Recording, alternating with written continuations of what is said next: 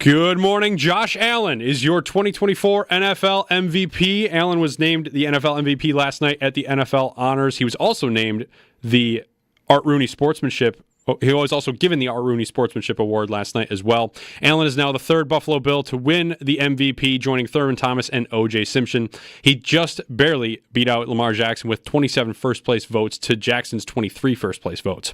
Some of the other awards from throughout the night. Coach of the Year was won by Kevin O'Connell. Offensive Player of the Year, Saquon Barkley. Defensive Player of the Year was awarded to Patrick Surtain. Offensive Rookie of the Year, Jaden Daniels. Defensive Rookie of the Year, Jared Verse. Comeback Player of the Year was awarded to Joe Burrow, and Assistant Coach of the Year was given to Ben Johnson. Super Bowl 59 now just 3 days away. Kickoff is on Sunday at 6:30. On the Eagles side of things, star defensive tackle Jalen Carter returned to practice in full yesterday after being limited Wednesday due to illness. Wide receiver Devontae Smith, edge rusher Brandon Graham, and offensive lineman Nick Gates were all limited yesterday. Over on the Chiefs side of things, the only player who was listed as limited was wide receiver Sky Moore. Bruce Feldman of The Athletic reported yesterday that former Jaguars and Falcons defensive coordinator Ryan Nielsen is expected to join the Bills coaching staff as a senior defensive assistant coach, along with being the Falcons and Jaguars defensive coordinators the last 2 seasons. Nielsen spent 6 seasons as the Saints D-line coach and co-defensive coordinator.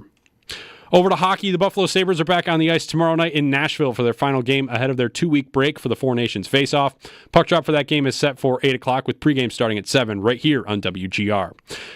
That's your Paddock Chevrolet Sports Update. Paddock Chevrolet, celebrating 90 years of business. I'm Josh Schmidt for WGR Sports Radio 550.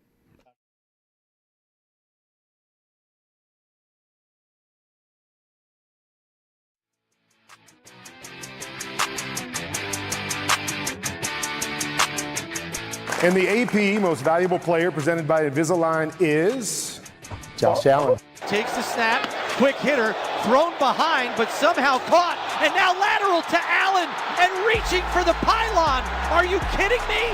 It's a touchdown. Handoff goes, no, it's an Allen keeper, and he's going to run it in. A 4-yard touchdown run on the read option keeper by Allen. 17 is a scoring machine. Fakes the throw. Allen going to step up in the pocket. Now he's going to take it and run, and he's got the first down and more. 10, 5, and muscles his way into the end zone for an unbelievable 26-yard touchdown run. Are you kidding me? Be good, do good. God bless, and go Bills. You're listening to Jerry.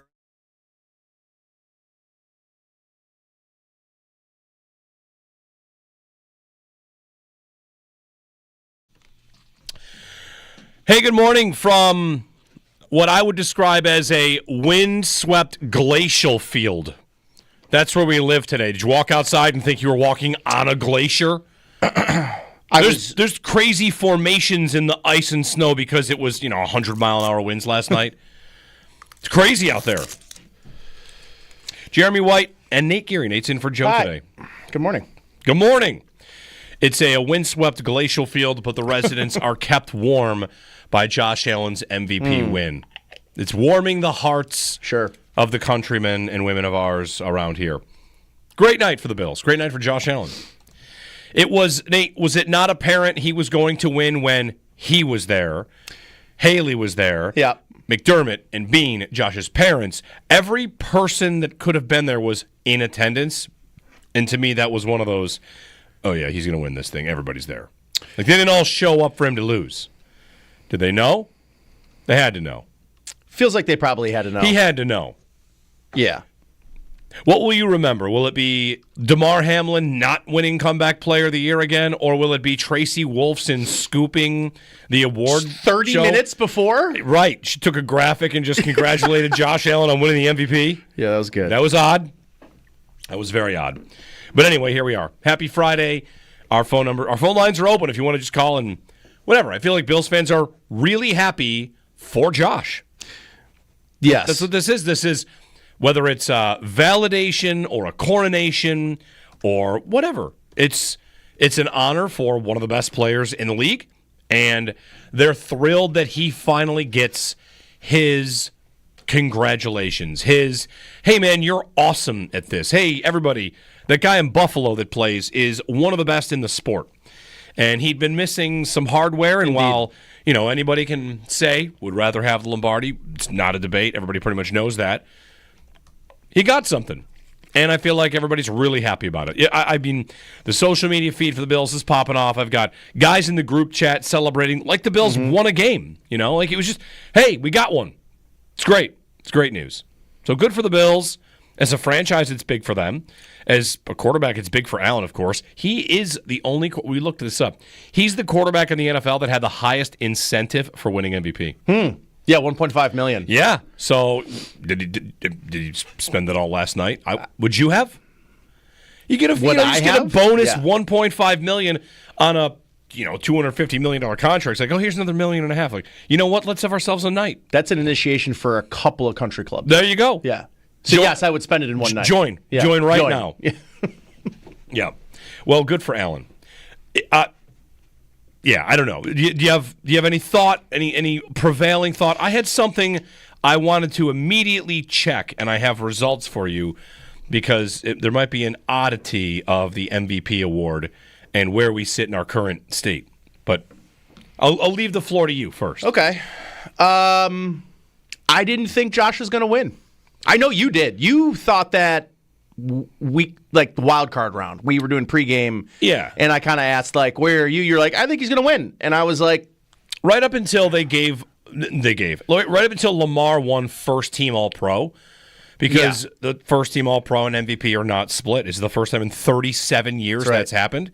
So as soon as that happened, it looked like a long shot, but here we go. The MVP week-to-week debate got into the minds of voters, and they split it. They decided that, this guy was more valuable to his team, and this guy had the better season, probably, so we'll split that. I would say that, in general, thinking about this award, thinking about its meaning and its definition, I feel better about last year's MVP going to the best player on the best team. This year, knowing that the standard kind of felt like it stayed the same and it didn't dramatically move. Yeah. Because it feels like this award, the qualifications have sort of changed. The goalposts have sort of changed. And I think like a year-to-year thing, that there should be more consistency in why you vote for.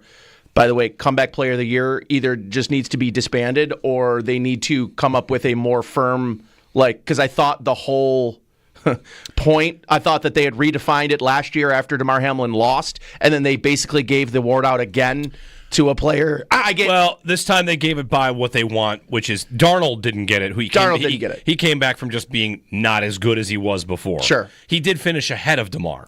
He did, yes. Which... Right. The league said, why don't we make this about overcoming injury, not overcoming, you're not that good before.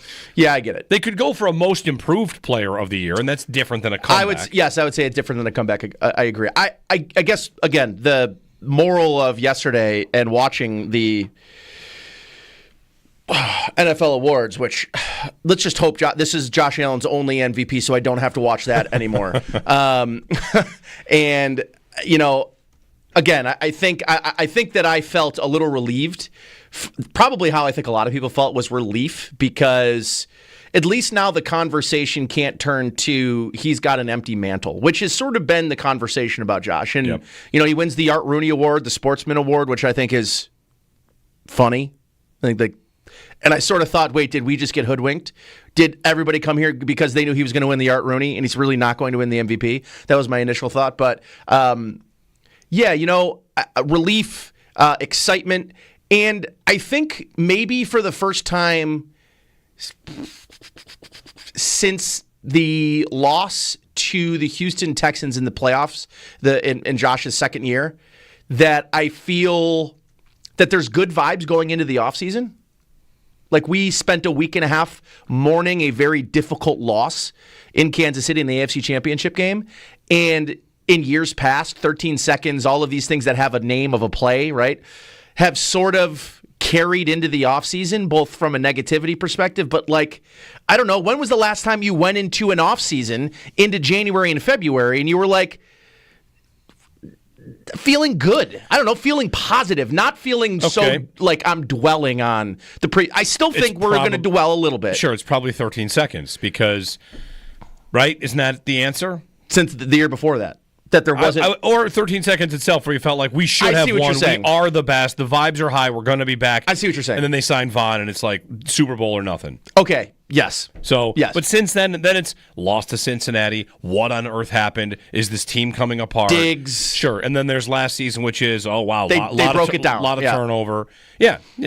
So I would say that there's a feeling of I think some good vibes going into this offseason. We'll see what other fun things this year has in store, the offseason anyways, player acquisition, all that good stuff. But yeah, it was good to see them end. It was good to see the league end with Josh Allen as the MVP. And that, again, too, is someone that thought Lamar Jackson had earned the right to win the MVP for the third time. I do think that it would have been a weird conversation had Lamar Jackson had 3 MVPs to Josh Allen's none. Yeah. Feeling like at some point he had probably earned one.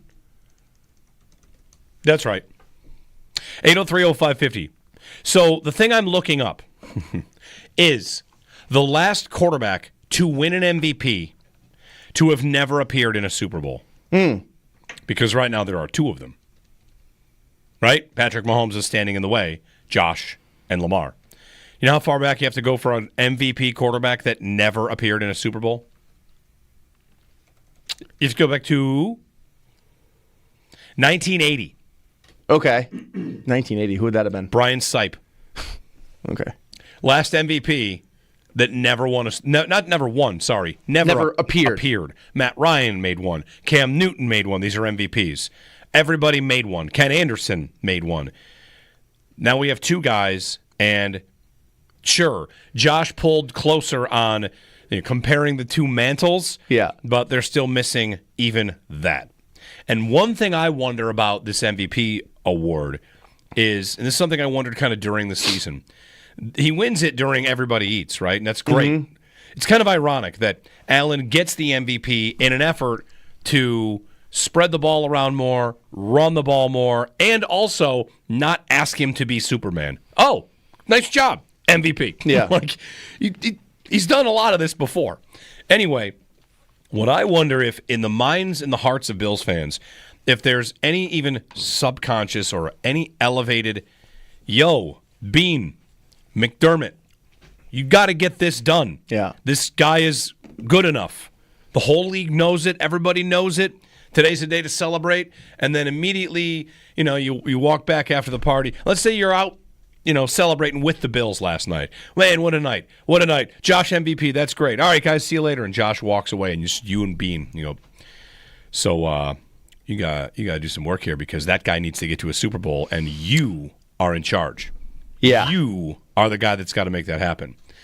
There's pressure all the time. I know that. I just wonder if there are Bills fans that will inevitably just look at it a little bit differently. The same way when you're a player and you get a big contract, you're the same guy, but different expectations. A little bit.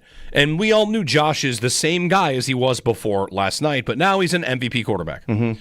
And you got to make a Super Bowl. And I think Baltimore would have the same mindset. Oh, absolutely. You got to make a Super Bowl. Well, the tough part about the AFC is one guy's sort of blocking out the other 3. Yeah, we're calling him the Fun Police. Yeah. That's his new nickname around here. We'll so, go with that. I know a lot of people want to go back to the Brady Manning era when they're comparing, I think, both Mahomes to Allen and Jackson. Like, both guys get dubbed the Peyton Manning. But, in that era, I know Roethlisberger was there. Flacco had a cup of tea, won a Super Bowl, got through it. But there weren't 4 superstar quarterbacks in one conference like there are right now. The 4 best quarterbacks in the NFL are in one conference. Yeah. Back then, it might have been 3. With Roethlisberger? Yeah. But I do want to put him a peg below. I think so, too. Yeah, I do. But there were 3, and the 4th was Breeze, probably in the NFC. NFC, right. But he wasn't consistently, and to be honest, I mean, the Breeze only got to 1 Super Bowl, right? Got to 1 and won 1. Yep. In the NFC that didn't have Brady and Manning blocking. So. Yep. 803-0550 is our phone number. Let's chat about it. You want to just, call up and celebrate? That's cool. I don't think there's anything wrong with that. Bills fans are happy for their guy. I really think that the relationship between Allen and the fans and the appreciation for who he is, how hard he works, what he does for this team, the things he does, so many things the right way that people wanted this for him, and he got it. So if you're happy for him, I think that's cool. Alex in Lackawanna is going to lead us off this morning. Good morning, Alex. Oh, good morning, Jeremy. How you doing? Yeah, very good. Thanks for taking my call. Yeah, real happy for Josh. Did you hear that speech? You guys should probably play the whole speech. We do. Yeah, we do have plans to play the whole speech. Yep. I mean, my wife was like, "What a speech!" And I was like, "Yeah, he thanked Haley, gave a Go Bills at the end. That was pretty good stuff." But I don't know if you saw the picture of him sitting on that King's chair at the end of the award show, but he's got a little something there on his wrist. Did you happen to catch that picture? I did not see the thing on his wrist. Yeah, so I don't know if it's just a little, scab there, or if that's like a little incision, because he did have that right wrist injury at the in the last game there. Yeah, something to keep an eye on. Yeah, there was a small wrist injury. For a moment, we thought he broke his hand, but then the Bills said that did not happen. But, yeah, he did pick up a wrist injury along the way. I've got a couple of different articles about that. So, Am I still on? Yeah. Yeah, so if he, they did shoot down, then he fractured it, so that's why I'm worried. So if he still ended up having surgery there, there'd probably be a ligament there. Not to sound the alarms going into the off season, but if someone could find out if that's just a bruise there or an incision, that'd be a great breaking news there. Yeah. Here's Alex. Here's the sign that you know. I mean, I don't think anybody has to worry about it being serious for next year, but it was serious enough that he missed Pebble Beach. Mm-hmm. I mean, that would have been a quick turnaround too. Come on, the guy likes to golf. He does. One day after that game, I'd have been there. Okay, well, maybe not one day. Yeah, I mean, he's played Pebble enough to have been. Has anybody played Pebble enough? Probably not. Pebble Beach Pro-Am, going out there playing real competitive golf on TV.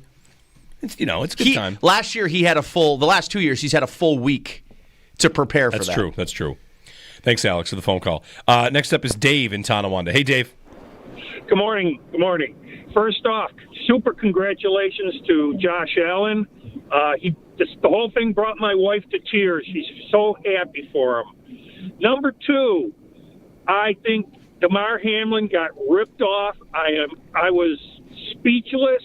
I think everybody should be ashamed of themselves with what DeMar Hamlin went through and what Joe Burrow went through are uncomparable.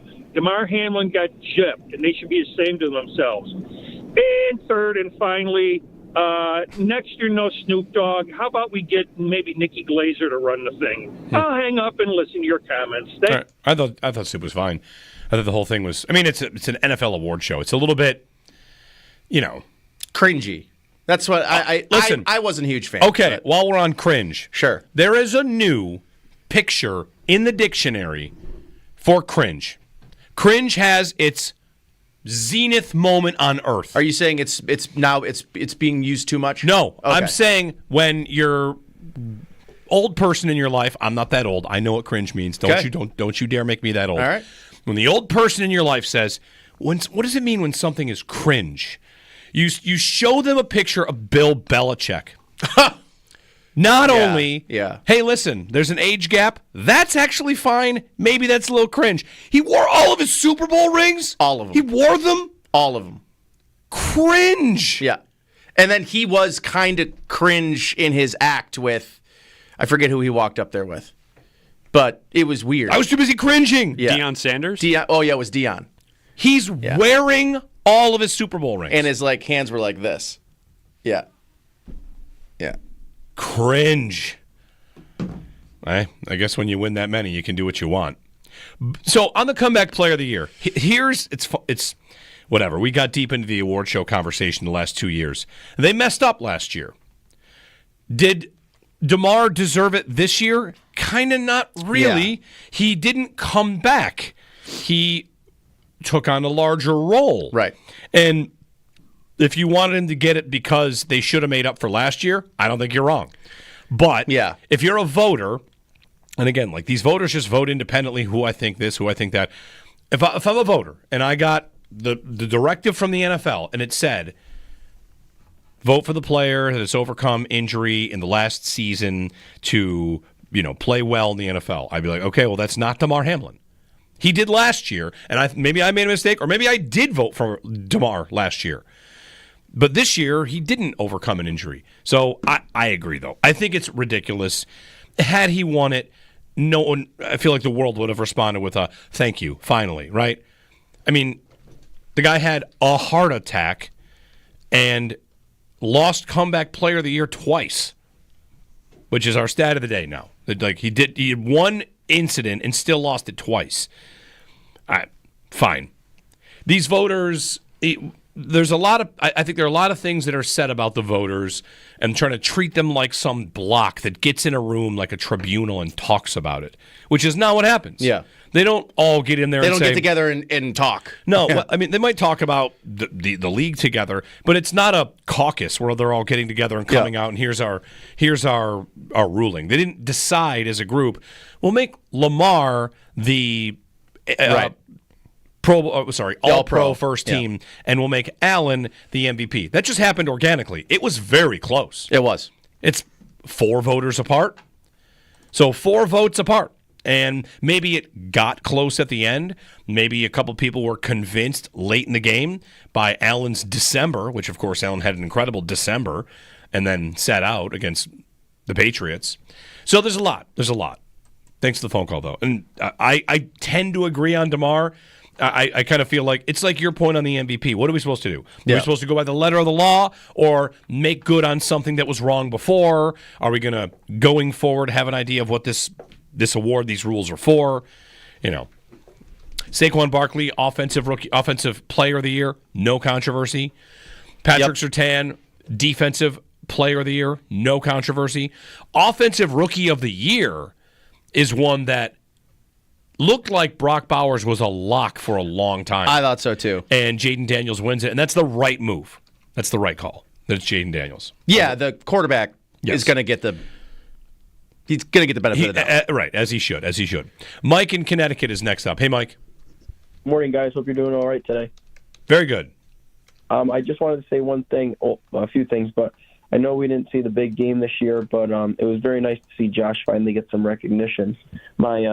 My dad honestly could probably care less about the award ceremony, but the way my mom and I were ecstatic and the excitement in our living room when they called his name was great. And as a Bills fan, I have to say this was probably the coolest thing I've ever experienced as a fan, where I didn't get my heart crushed the next week. And I'm genuinely serious. Like, I just got over the Kansas City game, and it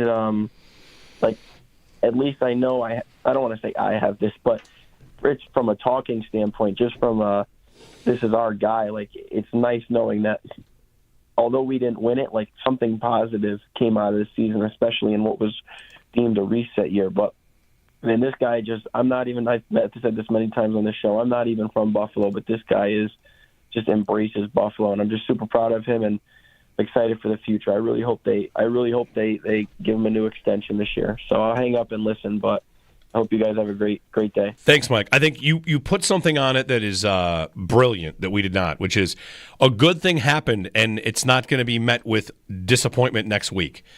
He doesn't have to compete for it again and lose the trophy. It's over. That's it. He won it. And, every other time you win a game, you're thrilled, but then the stress creeps into the following week, and are you going to win the next week until you win a Super Bowl? So I think that's kind of brilliant the way you said that. It's just a free win. Yeah. Stress-free now, MVP. And for those of you that are, inclined to be online haters, going after other fan bases, looking at you, among others. Me? Just listen. This is like you got... Whoa! Here's a bazooka. Here you go. You got a gift. Hey. Just saying. You already went in a Baltimore writer today. Well... I mean, you didn't make it. He deserved it. He talked a lot of trash. You didn't make it 7 hours. It's fine. I mean, I didn't make it 15 minutes before waking up. I woke up and spent the first 15 minutes in bed going through some bookmarks. Gotcha. Yes. Okay. Guilty. You're ready. Guilty. You're ready. Yeah. Like, oh, okay.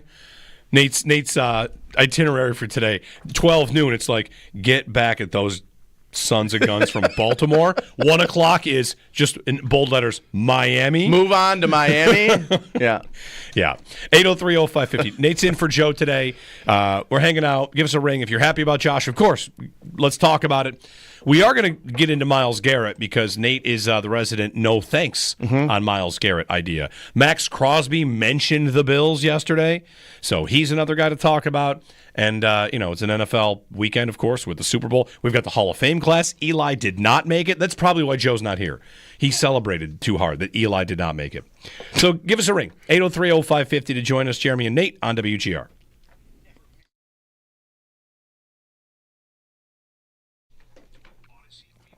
FanDuel.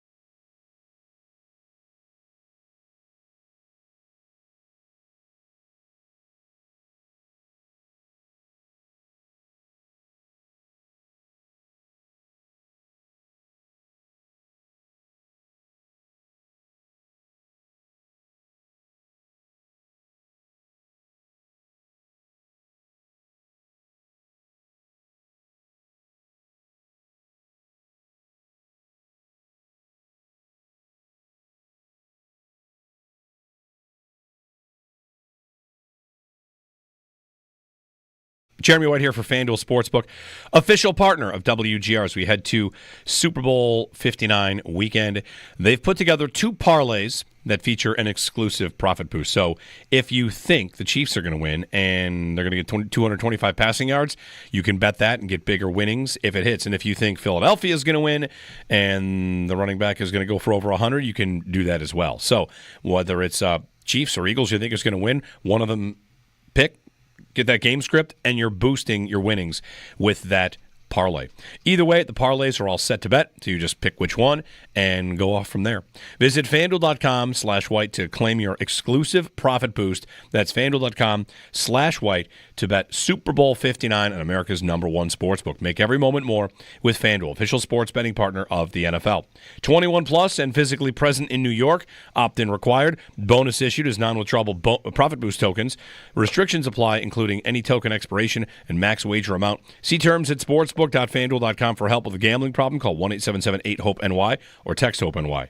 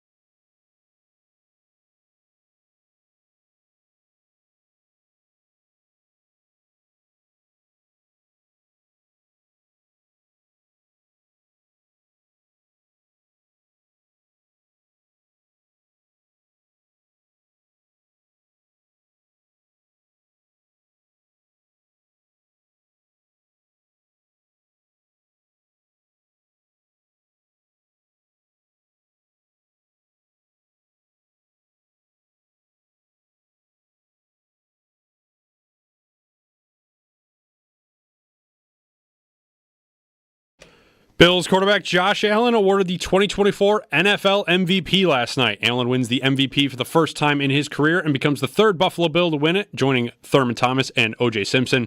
He barely beat out Lamar Jackson with 27 first-place votes to Lamar Jackson's 23 first-place votes. Allen was also awarded the Art Rooney Sportsmanship Award last night as well.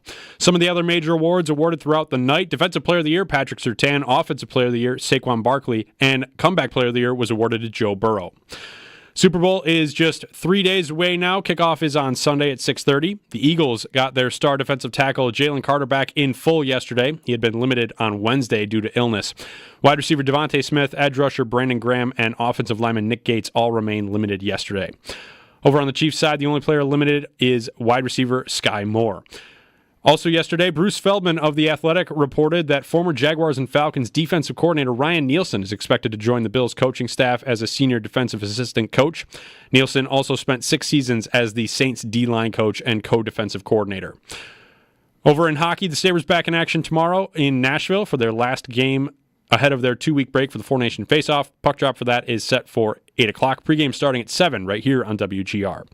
Those are your Paddock Chevrolet sports headlines. Paddock Chevrolet, celebrating 90 years of business.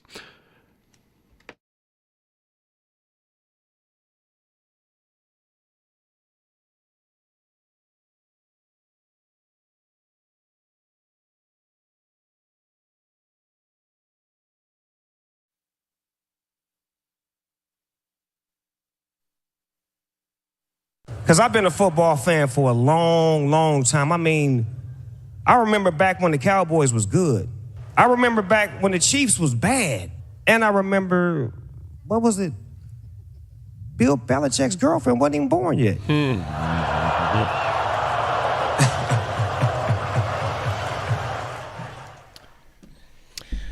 NFL awards. Second best joke of the night, by the way. First was? I think it was, who would have been with Snoop when he says, was it Jelly Roll when he said, I want to play in the NFL because I know you guys definitely don't drug test. I watched the Aaron Rodgers documentary. That was good. That's good. Yeah.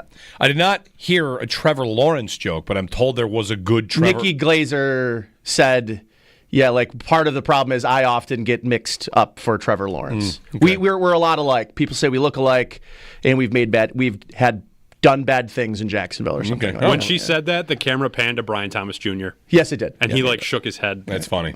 All right. Jeremy and Nate. Nate's in for Joe. Happy Friday, 803-0550. Sal joins us at 7. We'll talk MVP, and, we'll talk lots of things.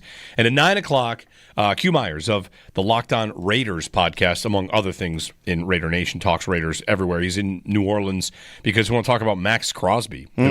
Max Crosby, funny, maybe you saw Myles Garrett out there making the rounds, explaining why he wants to be traded. Max Crosby has not said, I want to be traded. He has said, I want to, well, in the interview I saw, join. I'd like to join. I mean, yeah. Well, don't want to start a controversy. They said, I'd like to be a part of. Oh, okay. That's a nice save. I'd like to be a part of a winner. And he talked about how many coaches he's had in Vegas. Yeah. And he talked about how every day he wakes up and a different fan base is tweeting him. Sure. Come play here. That's the Bills. That's the Packers. So we'll see about Max Crosby, who would probably be cheaper than Myles Garrett, but still would be a big price. I mean, he's a heck of a player. Heck of a player. A little younger, too, by the way. He is 2 years younger about. Yeah. He also hates Patrick Mahomes and the Chiefs, so much so that he said he would not want to win a Super Bowl with them. Would do nothing for him. Because it would be meaningless. Yep, it would do nothing for him. I mean, that's a guy. Max. Let me tell you. 803-0550. We'll get some more calls in. Josh Allen wins MVP. He gets the hardware, and now he gets married. Gets married. He's got a hole-in-one coming, I think. Yeah, it's kind of wild that this year he was named the league's biggest trash talker and most overrated, and won the Sportsmanship Award, and most overrated, and won the MVP. I'll do the thing where I raise my hand and say it's still totally fine to call Allen overrated if you're someone that thinks he's overrated, because it's okay to call every person overrated because it's fine. Yeah. It's just sports opinions. I do want to go. People are about to get flambéed, roasted for where they voted in these awards, and it's totally fine if you did not vote for Josh or you did vote for Joe Burrow, because the whole point is to have a diverse set of voters and what they think. That's the idea. Also, I want to go on record. People said Josh Allen couldn't be an NFL quarterback. He clearly became one. Said he couldn't be accurate. He became very accurate. Said, he couldn't beat Lamar. Said he couldn't be an MVP. He definitely can't win a Super Bowl. That's what we need. Let that be the rally cry. I had someone write to me this morning to that point, basically saying what we need is for the league to vote him least likely to win a Super Bowl. That'll get the job done. That's right. Sean in Connecticut. Hey, Sean. Good morning. Happy Friday, Sean. Hey, happy Friday, guys. Good morning. The last segment there with Mike in Connecticut, he nailed it. I got to tell you something. I have not even been able to listen to you guys since that loss. Fair. I just couldn't do it. And I tried a couple of times. I'm like, I can't do it. It's like set my mood for the day. And so with that being said, going to be 49 on Monday, living in Connecticut. The narrative has been out there with Buffalo as losers, and I'm not even going back just what was said recently by media. I don't care about that. I've lived with that my whole life, and to see Josh Allen win it since Thurman Thomas did in 91, it was like a weight off my shoulders, because it's like, he deserves it. The team was awesome for how they played. I just want to get over that hump. And I know everybody wants to see that, right? And as far as us Bills fans go and Mafia, and I feel like a relief. I feel like I can listen again, and it's deserving. So thanks for hearing me out, guys. Yeah. And go Bills. Thanks, Sean. And welcome back. I get it. You got to take a break. But other people write in, this is my first day back because I needed to take a break. It's almost 2 weeks, it's a long time. But thanks for coming back. I feel the same way as he does. It's been hard. Like I haven't started usually especially when the Bills end their season as of late.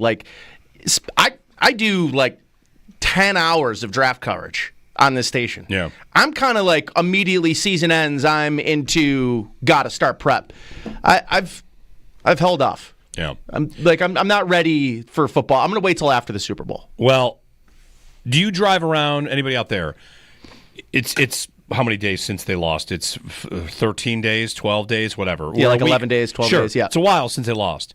Do you ever find yourself, you're driving around, it's 2:30 on a Wednesday, and you're just like, man, they lost to the Chiefs.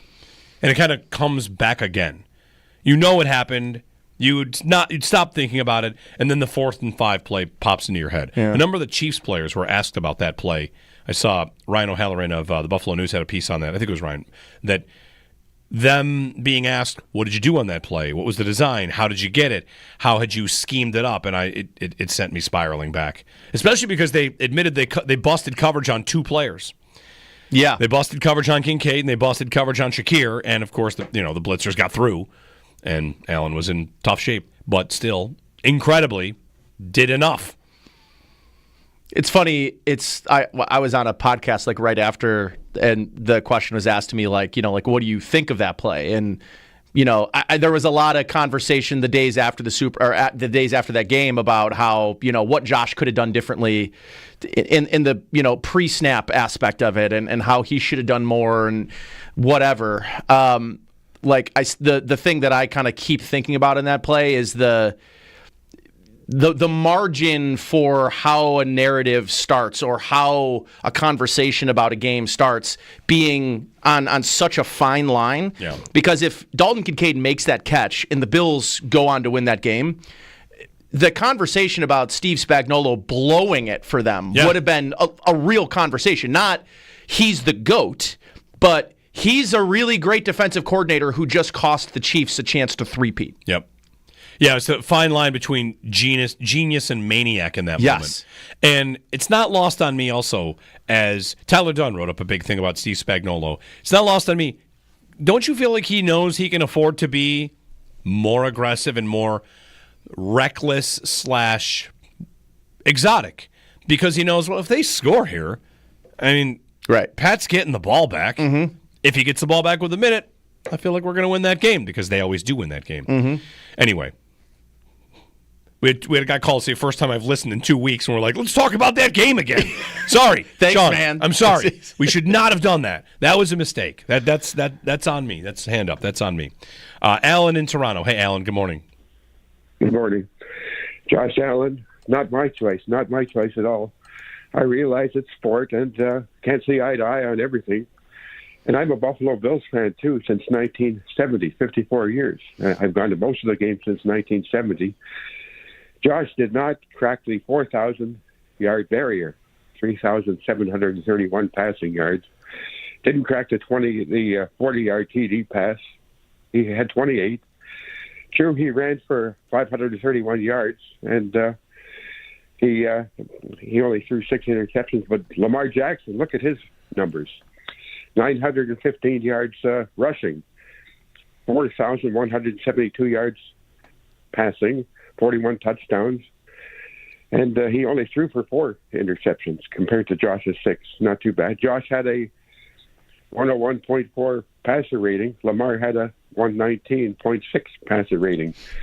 So he's definitely not my choice. I would have chosen Sean Barkley for 205 yards. He was the 9th player to crack the 2,000 yard passing yards, and he would have smashed it if they would have let him play the last game. So like I said, we can't see eye to eye on everything. I'm glad he won it because I'm a Buffalo Bills fan, but he's definitely not my choice at all. All right. Thanks, Alan. I don't have any problem with anything you said there. Same. That's why the voting was close. There are a lot of people that would agree with you and say, I voted for Lamar. Lamar finished second in first place votes. He definitely had a better statistical season. Allen also sat for effectively 3 games. Yeah. Because they were winning, blowouts. But and on Barkley, the thing about Barkley that's super interesting to me is if the Eagles win the Super Bowl, it'll be a lot about how Barkley's one of the best free agent signings of all time, and how is this proof that a running back is super important. Meanwhile, the Chiefs are there again with what at running back? And the Eagles, Kareem Hunt. Right, and the Eagles got there 2 years ago with what at running back? Yeah. What Barkley is, this is where we're going to get to the Myles Garrett conversation, because I'm excited about this, to have this with you, Nate, and then you out there as well.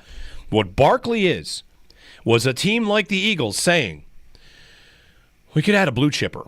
And they added an absolute stud at a position that you don't always need one. True. But he definitely makes them better. He took them to another level. Yep. The ecosystem that Barkley jumped into was among the best in the NFL, and then he took them to another level. And that is, I think, at the root of the conversation, Nate, that we'll continue to have this morning and start off.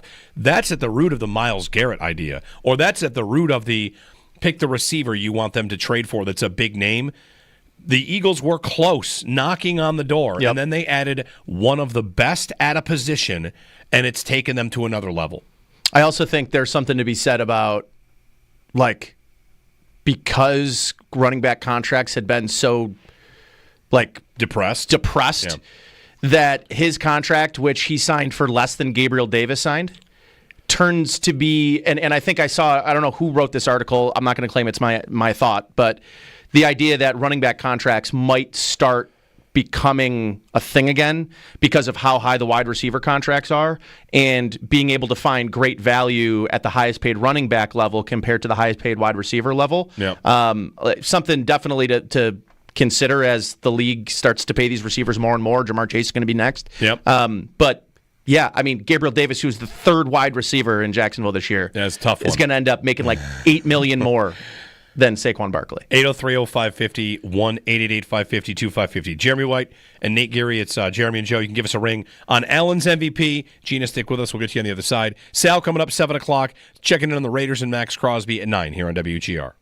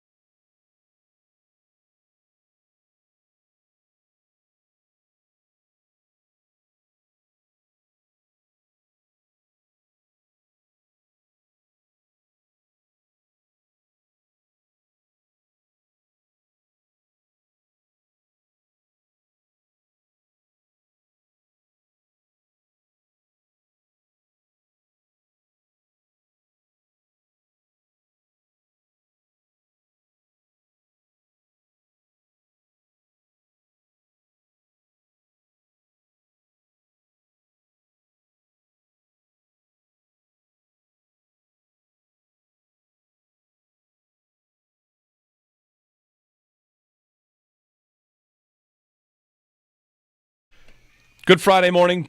Jeremy and Joe. Joe's out today. Nate Geary is in. We'll play Josh's speech in full and also talk to Sal Capaccio coming up top of the hour. Before that, we're taking more phone calls. And Gina in Delaware is here to celebrate Josh Allen's MVP. Gina, good morning. In Ravens country, Gina, of all the people that are the most happy, I feel like you got to be top of the list. Well, yes, but listen, hear out. Listen, first of all, you guys know I was done. Locker room clean out, done. This morning, I'm blasting Mr. Brightside. So what y'all also don't know, listen, though, geography speaking, 2.5 hours from the Eagles. So I'm in a sea of green vomit this week.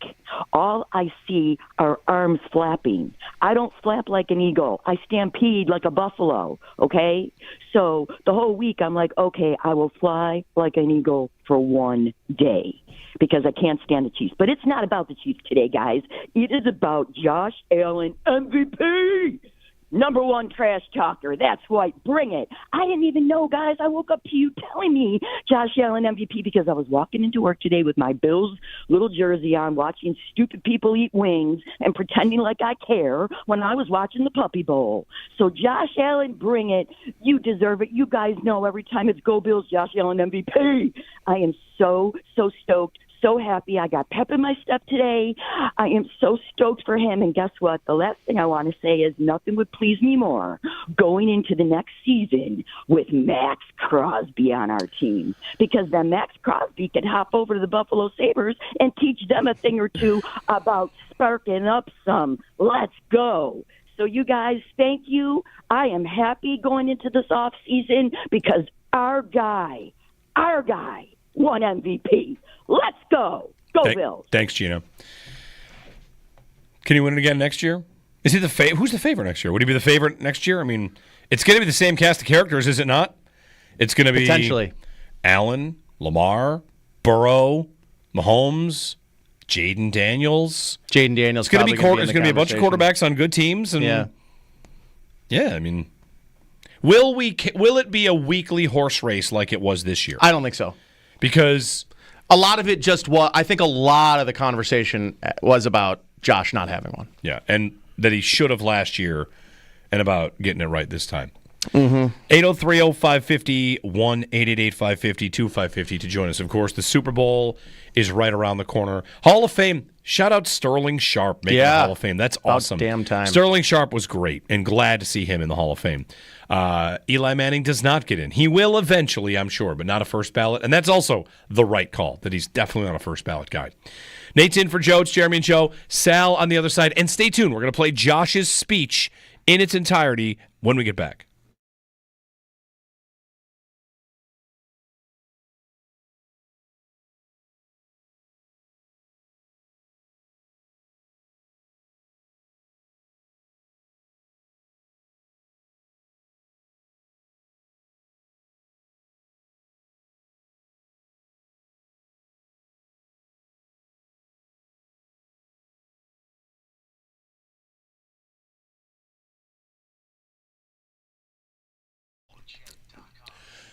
Jeremy White here to ask a question. Are you or a loved one a current or former smoker? Are you concerned about your lung health? Well, it's time you met Eddie, Roswell Park's mobile screening unit that's bringing life-saving lung screenings to communities across Western New York.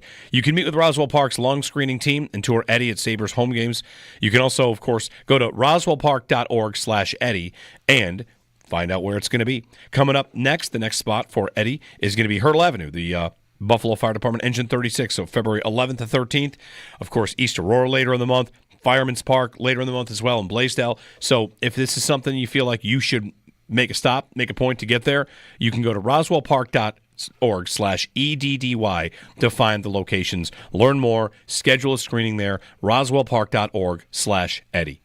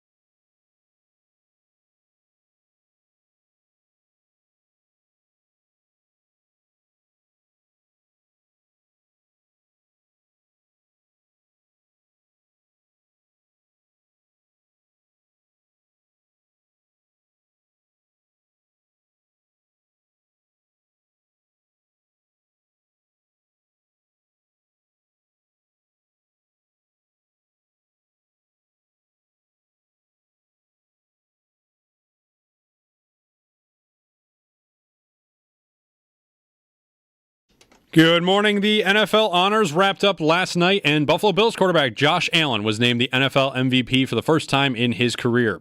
Allen is now the third Buffalo Bill to win the award, joining Thurman Thomas and O.J. Simpson. He barely beat out Lamar Jackson with 27 first-place votes to Jackson's 23 first-place votes. Allen also won the Art Rooney Sportsmanship Award last night as well. Some of the other major awards from throughout the evening: Coach of the Year was won by Kevin O'Connell. Offensive Player of the Year was awarded to Saquon Barkley. Defensive Player of the Year, Patrick Surtain. Offensive Rookie of the Year was won by Jaden Daniels, and Defensive Rookie of the Year was Jared Verse. Comeback Player of the Year was awarded to Joe Burrow, and Assistant Coach of the Year was given to Ben Johnson. The Super Bowl is now just 3 days away, with kickoff at 6:30 on Sunday. On the Eagles side of things, for the injury report, star defensive tackle Jalen Carter returned to practice in full yesterday after being limited on Wednesday due to illness. Wide receiver Devontae Smith, edge rusher Brandon Graham, and offensive lineman Nick Gates were all limited yesterday for the Eagles. On the Chiefs side of things, only one player listed as limited as wide receiver Sky Moore. Bruce Feldman of The Athletic reported yesterday that former Jaguars and Falcons defensive coordinator Ryan Nielsen is expected to join the Bills coaching staff as a senior defensive assistant coach. Along with being with the Falcons and Jaguars these past 2 seasons, Nielsen also spent 6 seasons before that with the Saints as their D-line coach and co-defensive coordinator. Over to hockey, the Sabres are back on the ice tomorrow night in Nashville for their final game ahead of the 2-week break for the Four Nations face-off. Puck drop for that game is set for 8 o'clock with pregame starting at 7 right here on WGR. That's your Paddock Chevrolet Sports Update. Paddock Chevrolet, celebrating 90 years of business. I'm Josh Schmidt for WGR Sports Radio 550.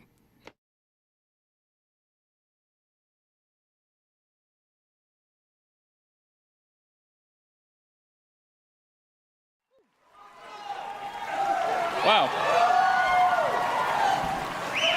A lot of people to thank. I know I'm going to forget a few, so I apologize in advance. I'd like to thank God, first and foremost, for allowing me to be here today.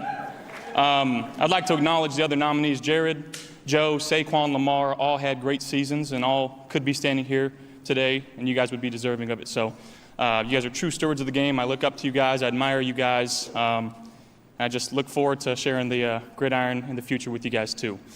I'd like to thank the Bills organization, Terry and Kim Pagula, Brandon Bean, Sean McDermott. Thank you guys for drafting me 7.5 years ago. Feels just like yesterday. It really does. And I know this is an individual award and it says most valuable player on it, but I think it's derived from team success, and I love my team. D-Doc, thank you for presenting. I really appreciate it. We got such a great locker room in Buffalo. And it takes everybody from the equipment staff to the training room to the strength staff to Slick Rick in the mail room to the cafeteria upstairs. Like it truly takes everybody to have team success, and I'm so fortunate to be a part of a great organization. I'd like to thank Joel and LaVon, my parents, who in my 20-plus years of playing football, going down to Pop Warner, I bet you they've missed maybe 15 games in their entire life. They are so dedicated to supporting me and my favorite teammates, who are my sister, my brother, and my little sister, Nicola, Jason, and McKenna. Thank you guys for all the support, all the time, money, energy wasted growing up, from going from meet to game to practice every day. I love you guys. I know you take a lot of pride in this as well.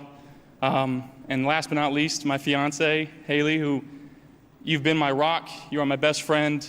I would not be standing on the stage if it weren't for you.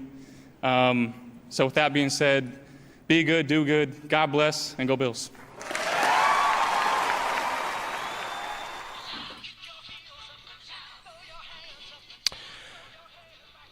Josh Allen, after taking home the MVP. Good morning. Give us a ring if you want. 803-0550. Bills fans, happy, as they should be, because it's funny, as he says, like 7.5 years ago, I'd say what a journey it's been, but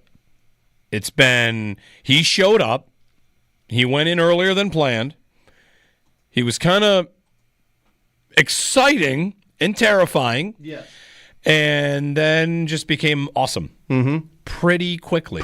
All of that and happened pretty quickly. He wasn't Jaden Daniels, who was instantly looking that good. And C.J. Stroud, too. Like, his rookie year was very good, then Stroud took a step back. That's the thing. Allen, I don't know that you could even make the case that at any point he has stepped back. Not any single year has he stepped back. Maybe you are someone that cares a lot about turnovers. I am not. So, especially if you have an elite quarterback. Like, I never care about that. Yeah. If you could chart him on a graph, wouldn't it just be like, there's no roller coaster? Inside of a season 1 roller coaster, season 2, maybe some higher highs and lower lows. I don't know. It feels like it's been great the whole time. So credit to Allen and the Bills and everybody. It was a great day for them. If there's one thing I would say I was disappointed in, it's that Deion Dawkins didn't win Walter Payton Man of the Year. Mm-hmm. He's nominated again, and he's a great community asset. Lots to love about Deion Dawkins. Would have loved to see him win Walter Payton Man of the Year. And, of course, Damar Hamlin did not win Comeback Player of the Year, which is... Did you see the choreographed Deion Dawkins dance? I did. They should have given him the award right there. Right then and there. Right then and there. Yeah. They should have given him the award last year when he showed up in a green jacket and shirtless underneath. Yeah. Or was that the ESPYs? I don't know. It might have been the ESPYs. It might have been the ESPYs. Whatever.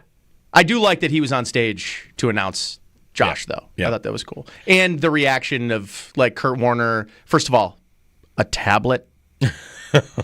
What have we become as a society? Award shows used to be wax sealed envelopes. Used to have a little integrity. Now we're just lazy. We're going to use one iPad. Unbelievable. But it was kind of awesome because it was like Kurt Warner right there, kind of points to Josh, and then you got Shady and Deion, and like Shady was there to announce Saquon as the nominee, but I think we knew Shady really wanted that for Josh. It was a cool moment at announcement to have Deion and kind of Shady there reacting in real time. I thought it was cool. 803-0550, our phone number. We're going to talk a little bit about Myles Garrett here and Max Crosby, and also your calls on Allen, because we kind of alluded to it in the first hour. Should this change pressure on the Bills to get it done? You've got, again, the award doesn't actually change who Allen is or how good he is, but it's recognition for the most valuable player in the league. They kind of turned over their offense and changed it a bit and had a great year, and now it's about where does it go from here. So we'll kick around some ideas in a bit. Sal joined us, by the way, at 7:30. I had the note wrong in the show schedule. He's on at 7:30. I have to go back in the texts. Like, oh, yeah, I booked him at 7:30. I'm the person that forgets that stuff all the time. But anyway, 803-0550. Tom and Clarence. Hey, Tom. Hey, good morning, guys. Super pumped. Woke up to the news. I think maybe there was a little sympathy voting in there, not just for Josh, for losing last year, maybe for the team. I travel a lot. I've been to about 6 NFL cities since the loss, and everywhere I go, I seem that fans are sympathetic towards the Bills. I think a lot of people out there, once their team was out, were rooting for the Bills. But I also was trying to look up, see if there was a real definition of what the NFL thought maybe the MVP was. And on their website, one of the things I saw was that it was most important, and Josh touched on a player on the team. So I was trying to figure out if you remove any of the people who would be, which team might suffer the most losses. And I think it really comes down to Lamar and Josh as well. If you look at it that way, if you took them out of the team, I think we probably win. I mean, it's tough to say that because you don't know who you're going to put in there, but I just think that using that alone, I give the nod to Josh. All right. That's all. Thanks, Tom. I personally, I don't like to use it that way. I don't like to do it that way myself. I totally understand why a lot of people would. I've said this, and I'm going to keep this same energy. If the Bills go out and get a freak show stud receiver to go with Allen, I think he can still win the MVP, right? If you go back in the history of the MVP, you've got plenty of guys that won it that had an awesome player or two with them. It's tough to do without, take out your quarterback, like you said, Tom, who you putting in. Lamar had Derrick Henry this year. Part of the reason Derrick Henry had the best year of his career is because Lamar was there. To me, and vice versa. Sure, I'm not disputing. And vice versa. Great players, the value is, if you're great, you are going to elevate others. And just like the removal point, to me, doesn't do too well. If you took Jared Goff off the Lions and put somebody else in there, they might be still really good because he's whatever. People don't really seem to think he's quite on the level as the other top quarterbacks. Burrow. Would Burrow be great without Chase? Yes. They elevate each other. And I don't want to punish them for having each other, because if you get too far down that rabbit hole, then the MVP becomes who is riding solo. And that's not what it's supposed to be about. It's definitely not what it's supposed to be about. I don't want it to be riding solo. Tom Brady won MVPs. Tom Brady had, Randy Moss. He had Gronk on his team. And those guys were all-time greats. They're Hall of Famers. Aaron Rodgers would have won an MVP with Devontae Adams. Multiple. And I don't want to punish him for that. So when Allen does get better players around him, which I would think the Bills are going to do this year, they're going to aim for that, which leads us to our next conversation. I just don't want to punish him for that. Just the same way I don't want to punish Lamar for Evan Henry, and up and down this list. Like, Mahomes won an MVP for 50 touchdown passes. He had Kelsey. He had Andy Reid. You know, all factors as Josh kind of lays it out there. Like, everybody goes into making this guy the best that he is. You know who really won last night, among others, is Joe Brady. He did not win Assistant Coach of the Year, but Joe Brady has, on his resume, elevated Josh Allen to MVP. And that's pretty good for him. That's pretty good for his resume. 803-0550. Maybe, too, part of the conversation that I haven't heard as much, that probably should be part of the conversation more, is this was the worst defense that Josh Allen has had in his career here, like, to accompany him. I think so. So you have what I think is probably the weakest supporting cast, or how about this? The weaker supporting cast. If it's Lamar head-to-head, Josh has the weaker supporting cast, and he probably has he definitely has a worse defense. So I think for him to have gotten one more win, probably should, if they started week 18, they were going to beat the Patriots and get to 14 wins, so we can just say that. So, I mean, he would have had more wins, and I think there's three things. It's lack of supporting cast, the significant fallback or drop back from this defense, and I also think a little bit of it has to do with, like, beating the 2-1 seeds this year and being the reason why. Yeah. Being the reason, making the play in the Kansas City game. And, I mean, what he did against the Lions in Detroit was pretty unbelievable a week after what he did against the Rams. So that, to me, that 2 to 3 week run, LA, really San Francisco, LA, and Detroit, I think withstood the final push from Lamar to keep Josh in that spot. Yeah, I think that's right. And it was an unbelievable 3 week stretch. Yes, it was. 803-0550. What will he do next for his next trick? So Max Crosby making the rounds. He's a target maybe for the Bills if they want to go out and, bolster defensive end. Myles Garrett, not a lot on the trade front from there yet. We haven't seen, prices or anything like that, or what the Browns will do. We just know he wants to be traded. And Nate's in today for Joe. And Nate is going to be the, the wet blanket? You don't want Garrett. You don't want the Bills to make... You do want Garrett. I want Garrett. You don't want the Bills to make the big move for Garrett. Yeah, and I think a little bit of it has to do with... So I think there's a couple reasons, right? I'm a little, I guess, concerned, worried, whatever it looks like. At 29 years old, you pay for a player, especially a player like this, you're trading for and paying for what a player has done, not what he's going to do. And even if, Myles Garrett gets you 11 sacks over the next 2 years and then goes into like kind of where like 8.5 to 9, 10 sacks over the next couple years, no one will say it was a bad, trade and then subsequent extension. But he's probably, on his extension, he's going to be the highest paid defensive player in the league. Yeah. That's a lot for someone that's going to probably give you 1 or 2 years of really great football and then probably a steady decline after that. And it might not matter if they win a Super Bowl next year. Where I come into the conversation about maybe right idea, wrong position. And I know people are going to say, what do you mean wrong position? Edges, is Myles Garrett making a dramatic difference in that AFC Championship game? Yes. I don't know.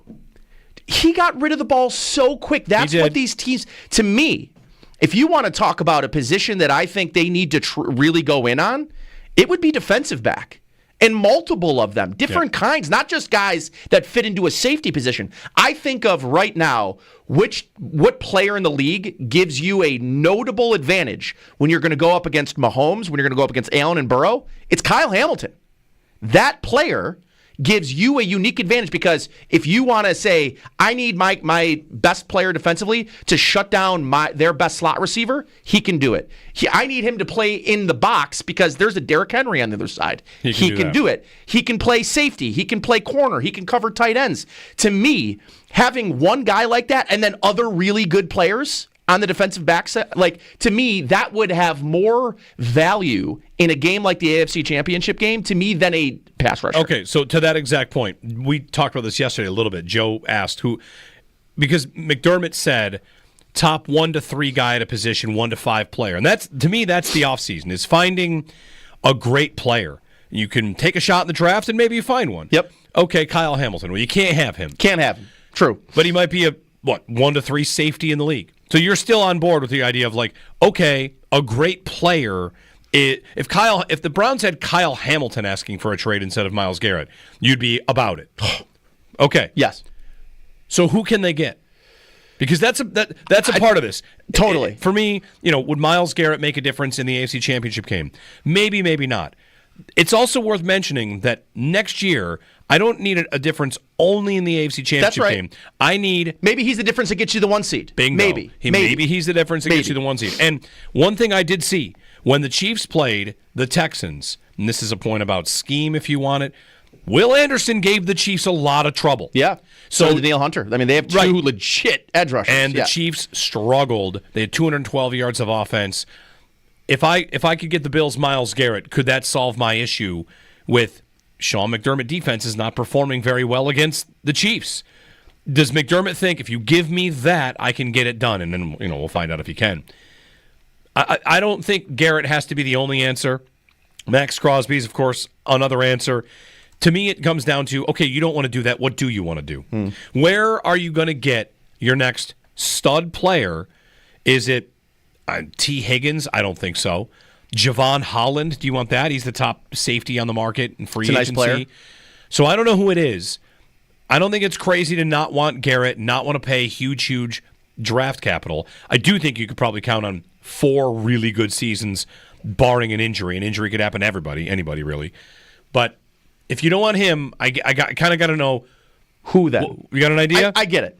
And I guess it's the idea for me is maybe less about an individual player and more about where I think priorities should lie. Well, they do need to overhaul their secondary. They do. I think they have 2 players in that secondary. Benford and Rapp? Yes. I mean, Taron Johnson. Benford and Taron Johnson, okay. I think. I'm not, Rapp is a nice piece. I don't think he's, irreplaceable. No, I don't either. The reason I went to Rapp is just because he's under contract for 2 more years. And with Taron Johnson, it started to add up on the injury front, and I'm just not sure, Taron Johnson's a great player. He's an all-time Bill. Yep. So anyway.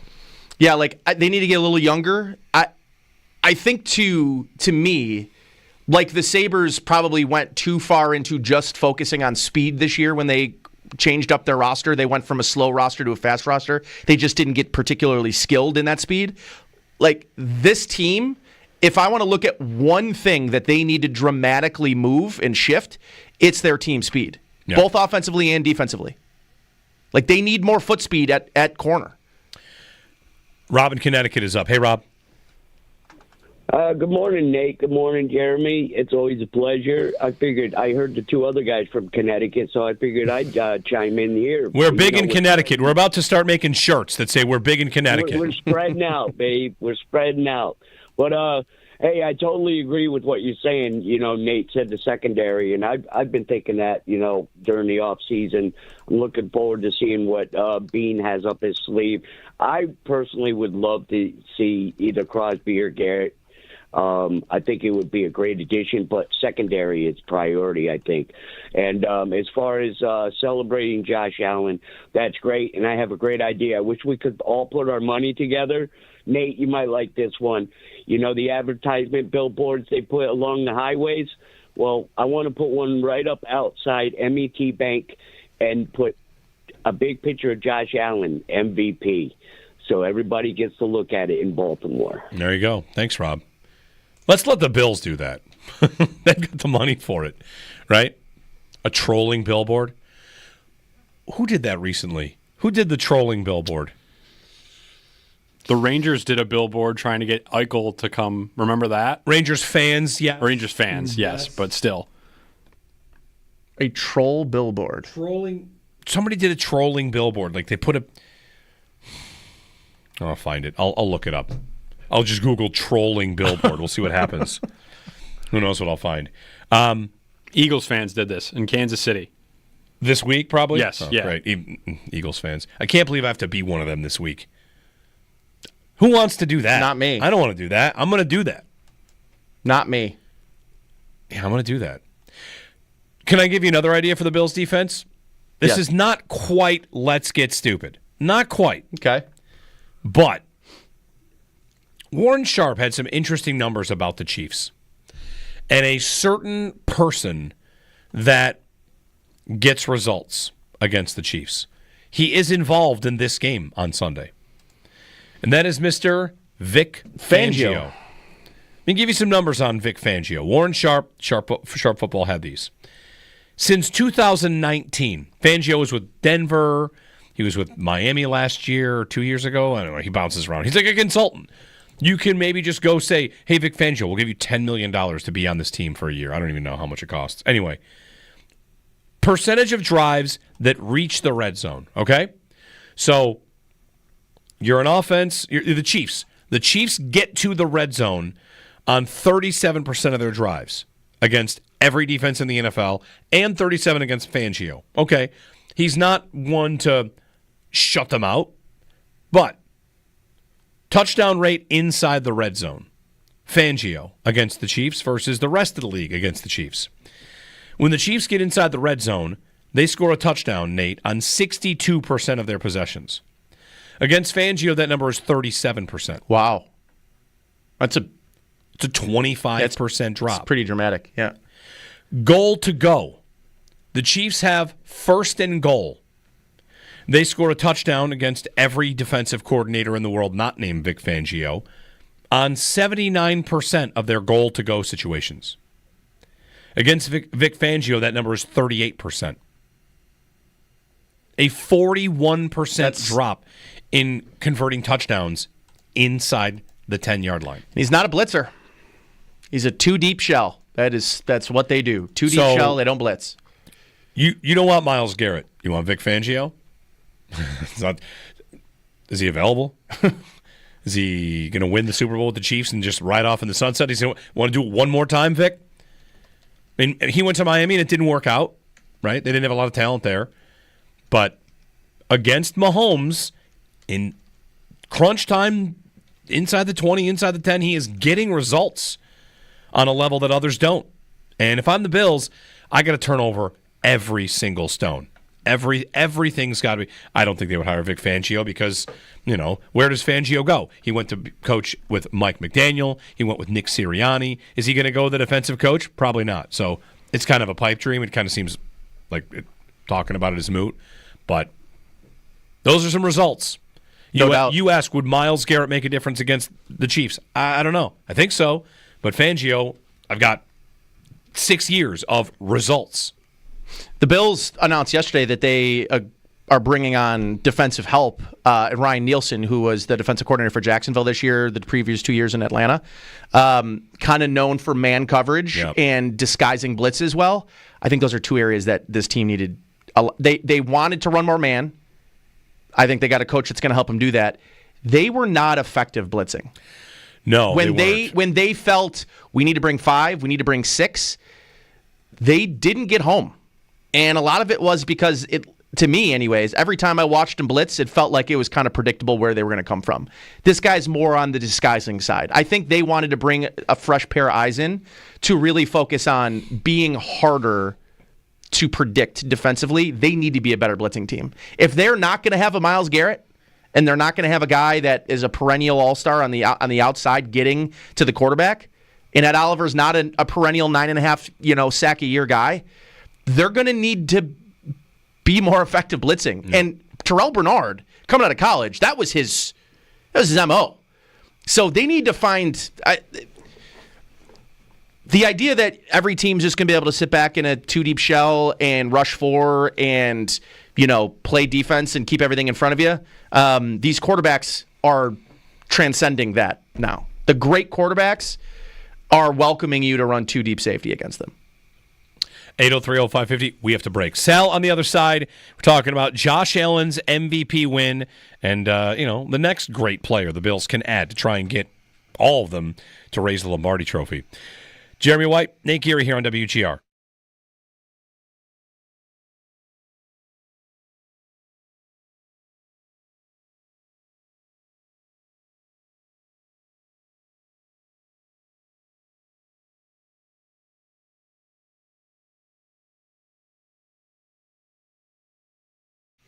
Yep. Jeremy White here for FanDuel Sportsbook, official partner of WGR. You can bet 5 and get 200. That's the deal right now from FanDuel. And when it comes to whether it's the NFL or really anything else, you're betting 5 to get 200. Super Bowl 59 is on the way. Chiefs, Eagles, pick your live bet, pick your winner, your same game parlay. You like some of the props on Barkley, like whatever. Throw it together, and if you're a new customer right now, go to FanDuel.com/white and get $200 in bonus bets when you place your first $5 bet. So you visit FanDuel.com/white to join today and get $200 in bonus bets with your first $5 bet. That's FanDuel.com/white. FanDuel, home for your action on the NFL. 21 plus and physically present in New York. First online real money wager only. $5 first deposit required. Bonus issued is non-withdrawable bonus bets that expire 7 days after receipt. Restrictions apply. See terms at sportsbook.fanduel.com. For help with a gambling problem, call 1-877-8-HOPE-NY or text HOPE-NY.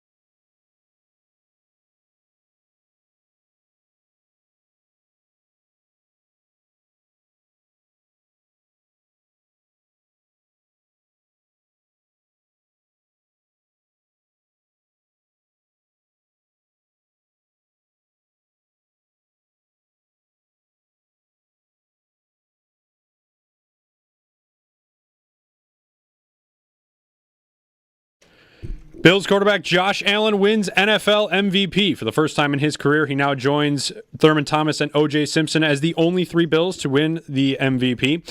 Allen just barely beating out Lamar Jackson with 27 first-place votes to Jackson's 23 first-place votes. Allen also won the Art Rooney Sportsmanship Award last night as well. Some other awards from throughout the night. Coach of the Year was won by Kevin O'Connell. Assistant Coach of the Year given to Ben Johnson. And Offensive Player of the Year awarded to Saquon Barkley. The Super Bowl is now just 3 days away. Kickoff on Sunday at 6:30. The Eagles have some injuries on their injury report. Devontae Smith, Brandon Graham, and Nick Gates all limited yesterday. Their star defensive tackle Jalen Carter returned to a full participant yesterday following being limited on Wednesday due to illness. Over on the Chiefs side, only one player listed as limited, wide receiver Sky Moore. And Bruce Feldman of The Athletic reported yesterday that former Jaguars and Falcons defensive coordinator Ryan Nielsen is expected to join the Bills coaching staff as a senior defensive assistant coach. Along with that, he was also the Saints D-line coach and co-defensive coordinator for 6 seasons. Over in hockey, the Sabres are back on the ice tomorrow night in Nashville for their final game ahead of their 2-week break for the Four Nation Face-Off. Puck drop is at 8 o'clock. Pre-game starts at 7 right here on WGR. Those are your Paddock Chevrolet sports headlines. Paddock Chevrolet celebrating 90 years of business.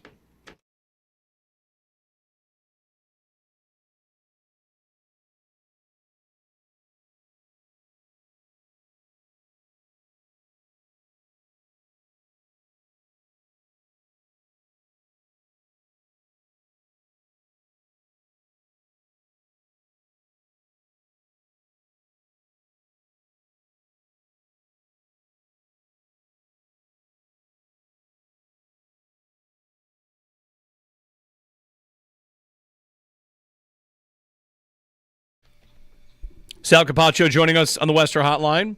Jeremy and Joe. Joe's out today. Nate Geary is in. You can hang out with us and celebrate the Josh Allen MVP. He's the MVP of the NFL. First Bills player to be the MVP since Thurman Thomas in 1991. Good morning, Sal. Yeah, I think it's very cool. It's very cool. Good morning, guys. Really cool for the Josh. Really cool for Bills fans to say you have the most valuable player of the National Football League. His speech was great, too. I mean, very Josh all the way, thanking everybody and ending with a Go Bills. You know, Sal, I don't know if they find out ahead of time or how it all works. I got the feeling Allen was the favorite going into the night, but there was the question, would he get the award considering Lamar was first-team All-Pro? And it's not often that those two are split. But when I saw McDermott, Bean, his parents, everybody he's ever met at the awards show, I kind of felt confident that it was indeed going to be his night. Yeah, it seemed like that was the case. Like, people knew, right? Like, maybe they were told because Lamar wasn't even there. There were some indications. And then Tracy Wolfson, leaked it early. I don't know if you saw that, right? Yeah. I don't know what that was all about. She kind of posted early. I don't know if she meant to or she just said, hey, I know this, so I'm going to put it up. I don't know either way. And then I'm like, man, what is that all about? So it was trending that way all night. I would say this. It's funny. A lot's been made about first-team All-Pro quarterback and how that player generally is the MVP over somebody who didn't make it. And I agree with that. I would say maybe it shouldn't be that way, right? I think maybe this year is a great case study in the word value. We've debated it so much. It doesn't have to be the person who wins the first team All-Pro is also the most valuable. That's Offensive Player of the Year is what an award is like this for. That's a stats award. Now, Josh had great stats. Lamar had better stats overall for a lot of the positive stuff. Like some of the negative stuff, Josh had better stats. Sure, we can dig into that. But I think that the story, maybe we should look at it reverse, which is, oh, my God, I can't believe the person who didn't get the first-team All-Pro is also the MVP. Well, maybe we should have that a little more often because the word value is so subjective that you can certainly be the most valuable player without being the person who wins the first-team All-Pro award. Sal, let me ask you, when you were watching yesterday, the thing that I was saying to Jeremy that I loved was seeing that on the stage as the announcement was being made by Kurt Warner, you had both Shady McCoy and Deion Dawkins kind of seeing and reacting in real time as they announced the pick and pointing to Josh. I thought it was really cool to have Deion Dawkins be a part of that. And Jeremy and I were also kind of lamenting it's kind of too bad. We each wanted to see him get a nod for the Walter Payton Man of the Year. But I thought it was really awesome to see Shady and Dion there celebrating this with Josh, and I think there were a lot of people there happy for Josh outside of Bills fans and people that follow the organization. Yeah, no doubt about it. And I think last night, on top of what you guys said about how everybody was there and it was trending that way, they also kind of did a lot with Josh last night, right? They showed him early on. They talked about him. He was in that little thing about reading the book. There was all these different things they talked about. And then he wins the Sportsmanship Award, which was wild, right? Yeah. I mean, he's the sportsman and the MVP. He's in 1 year, Josh Allen was voted most overrated, biggest trash talker, the Sportsman of the Year, and the MVP. I mean, the guy gets the the quadruple championship there, whatever it is. So that's pretty cool. And yeah, I think there were a lot of people very happy for him, and they should be. As far as the stage was concerned, Dion was great on the stage last night, and the couple of times that he was up there for a couple of different things. And you're right, Nate. Shady McCoy, as much as he's Philly, and he was up there to represent Saquon Barkley, he has been a very, very big Josh Allen booster since he was here and left and played with Josh very briefly in Josh's young career. Sal Capaccio joining us on the Worcester Hotline after the NFL awards. To wrap up the awards, DeMar Hamlin did not win Comeback Player of the Year. We did not have Joe Brady win Assistant Coach of the Year. So, honored to be what I'm sure. The honor is to be nominated in a couple of those cases. I do think it was a great night for Brady, though, because he didn't win Assistant Coach of the Year, but that's Ben Johnson, as many would have expected. But the Allen win is a big win for Brady. Sal, I mean not that anything happened in between the end of the season and the award show, but Joe Brady's resume is looking pretty shiny right now. Yeah, it is. And Joe Brady wound up finishing 5th in Assistant Coach of the Year voting, and then he now can say he had, the second highest scoring offense in the NFL and the league MVP under his offense. It's Josh Allen, we know that, and he's great anyway, regardless of who the coordinator is, but no doubt about it, a guy that's just been a coordinator here for the Bills at least for the last year and a half, and very briefly before that in Carolina a couple of years ago. It looks great for him. And if Joe Brady and the Bills can duplicate what they did this year in some regard on offense and score 30 points a game or close to it, I think maybe we're talking about Joe Brady actually getting one of these offers for a head coach opportunity next year. We know he certainly was close and a finalist, it seemed like, for at least one job this year, but I think that's probably the case next year if this sort of thing happens, especially after the year he had and now Josh Allen winning MVP. As we approach the Super Bowl and then into the offseason, you've started your State of the Bills series at the website, and you've started with two positions that might be as locked in as any that they've got, right? Quarterback and running back are up at WGR550.com. Yeah, there's really only two questions. There's two at quarterback and there's a couple at running back, but the main question is the same for both position guys, which is when does the top guy get a contract extension? Does he get a contract extension? That's Josh Allen. That's James Cook. Let's start with quarterback. Josh Allen is going into he has 4 years left on his deal. He's scheduled to make $43 million in against the salary cap. Count that. Look, that's actually only 10th highest in the league. So you're getting a bargain there. But at the same time, it's over 60 next year. And I believe he got a $1.5 million bonus, by the way, by winning MVP. So that might even count a little bit more and go into next year on the cap. That being said, though, at some point, I think Brandon Beane and Josh Allen and his reps might have to get together and literally rip up his deal, give him a new one. Maybe you can even lower this year's cap to be able to do that, to adjust things. But at some point, I think Josh Allen, it's not about restructuring anymore. It might be really about a new deal and an extension. He's under contract for 4 more years. He's got more than that in his body, obviously, to play. That's probably his prime years, and then what do you want beyond that? The number 2 question at quarterback is who becomes the backup next year. That'll be sorted out in training camp, but it is something to watch in the offseason during mini camps and things like that. You have Mitch Trubisky, Mike White, and Shane Buechele all under contract. Now, I'm not saying Shane Buechele's going to win it, but they like him a lot, guys. I will tell you, they like Shane Buechele, and it was unfortunate he got hurt in preseason. They love his moxie, his toughness, but obviously Trubisky's been here. Mike White has been here all year, but that's going to be an interesting battle. And then at running back, same question applies. It's really going to be interesting how the Bills approach this whole thing with James Cook. James Cook is going into his 4th year. He is eligible for a contract extension. I think I would make the case that I don't know if I were the Bills, I want to do that right now. He's got the highest value possible right now after the year he had, and he's a running back.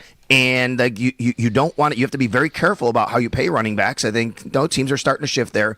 But it's not about James Cook. You'd love James Cook. But you also have mechanisms to keep him here if you don't get a contract extension. You could give him the franchise tag or the transition tag. Now, if the Bills do it, that's great. He's counting $5 million against the cap next year. Any extension might actually raise that, not lower it, because of what they're going to have to give him. But it's a tricky situation, I think, at that position.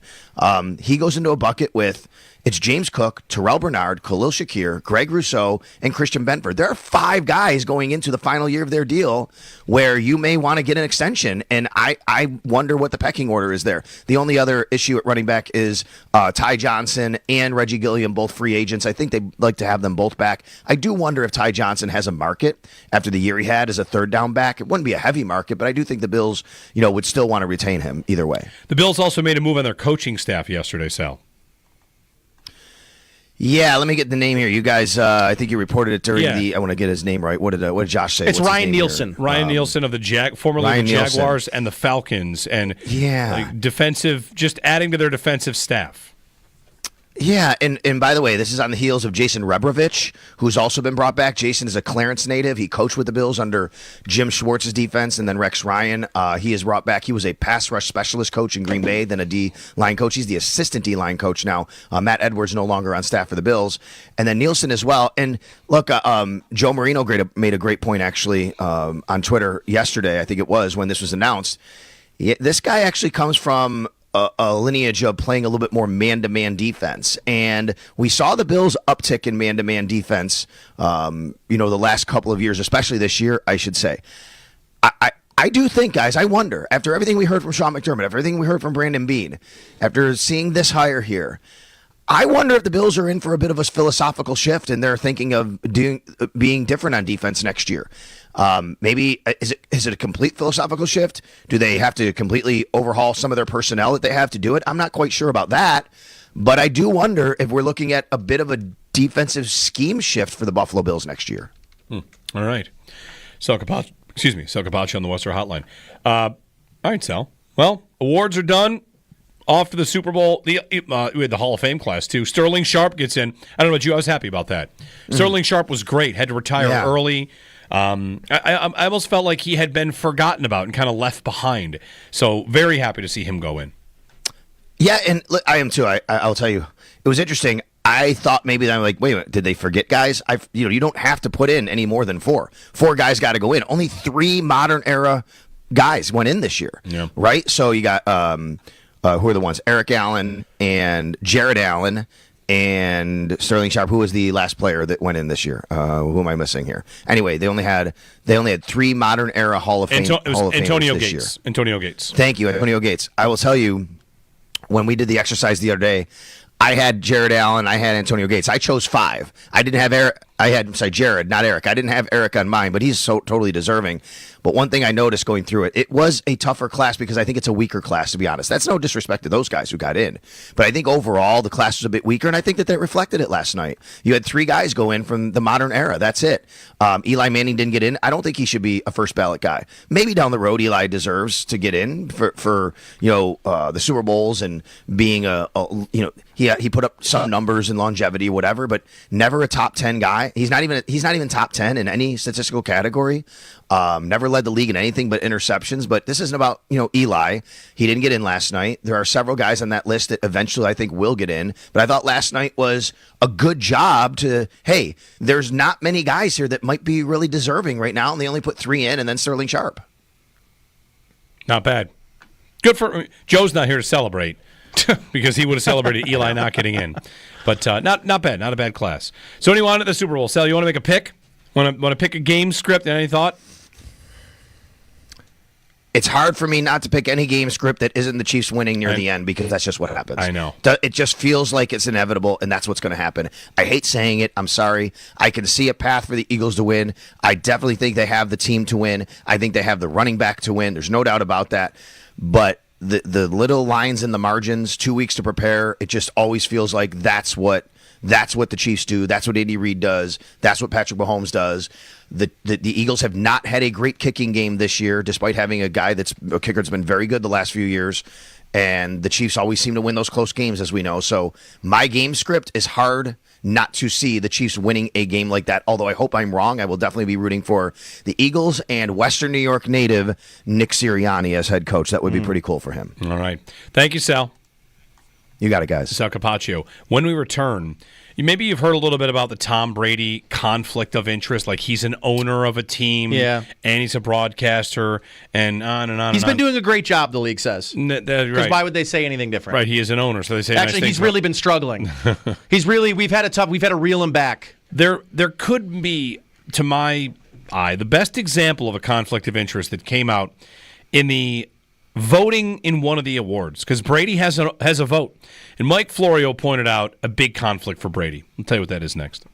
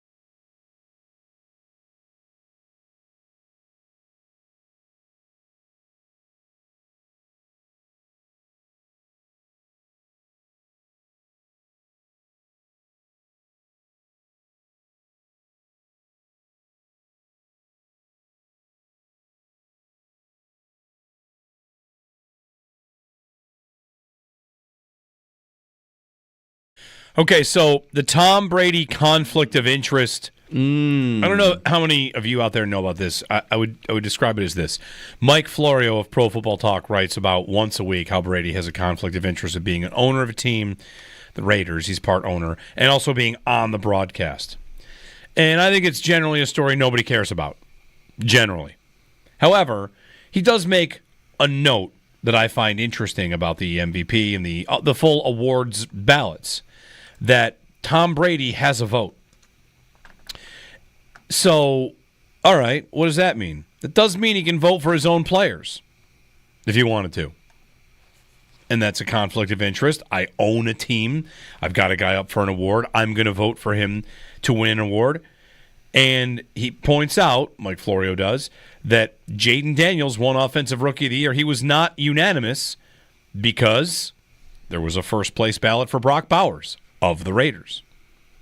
And Florio is basically asking, everyone should reveal their ballots, show us who you voted for. We have a responsibility to, check each other, audit each other. So, Mr. Brady, let's see the ballot. Mm-hmm.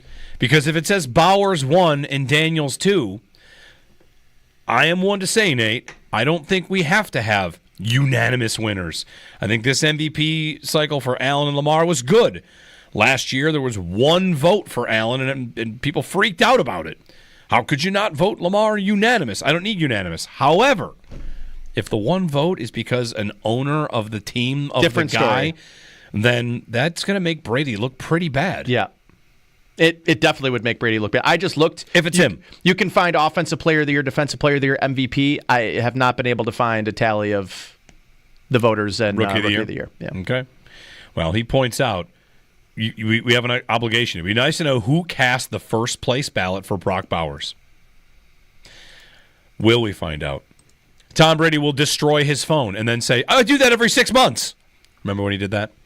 He claims he throws his phone out every 6 months. Mm-hmm. That's the thing. Maybe it was 9 months. It's fine. It's fine. 803-0550. He's on the call on Sunday of Super Bowl 59. It's Super Bowl weekend. When we return, more of your phone calls on Josh's MVP, what it means to you, how you feel about it. I think Bills fans are celebrating today and with good reason. And Josh has some Super Bowl food game we're going to play, he tells us about. So it's all coming up. And what else? Paul Hamilton, 8:30, a Raiders guest at 9, talk about Max Crosby and the idea of trading for him as well. It's all coming up here on WGR.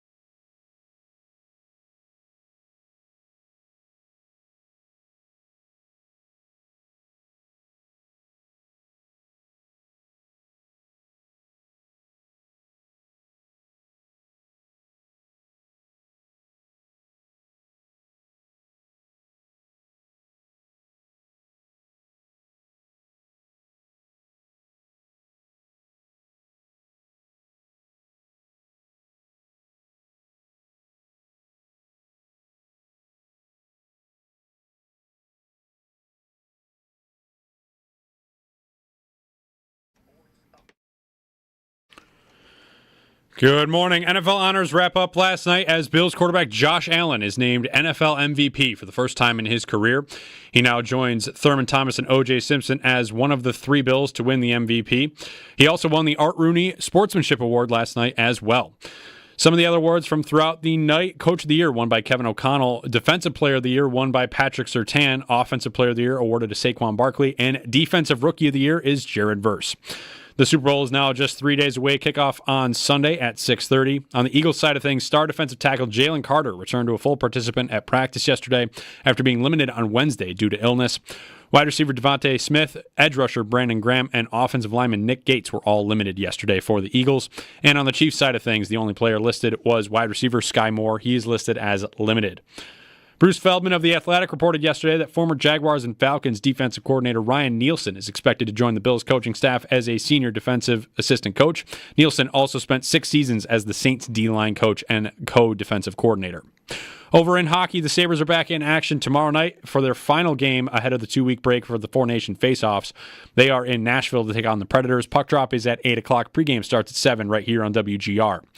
That's your Paddock Chevrolet Sports Update. Paddock Chevrolet, celebrating 90 years of business. I'm Josh Schmidt for WGR Sports Radio 550.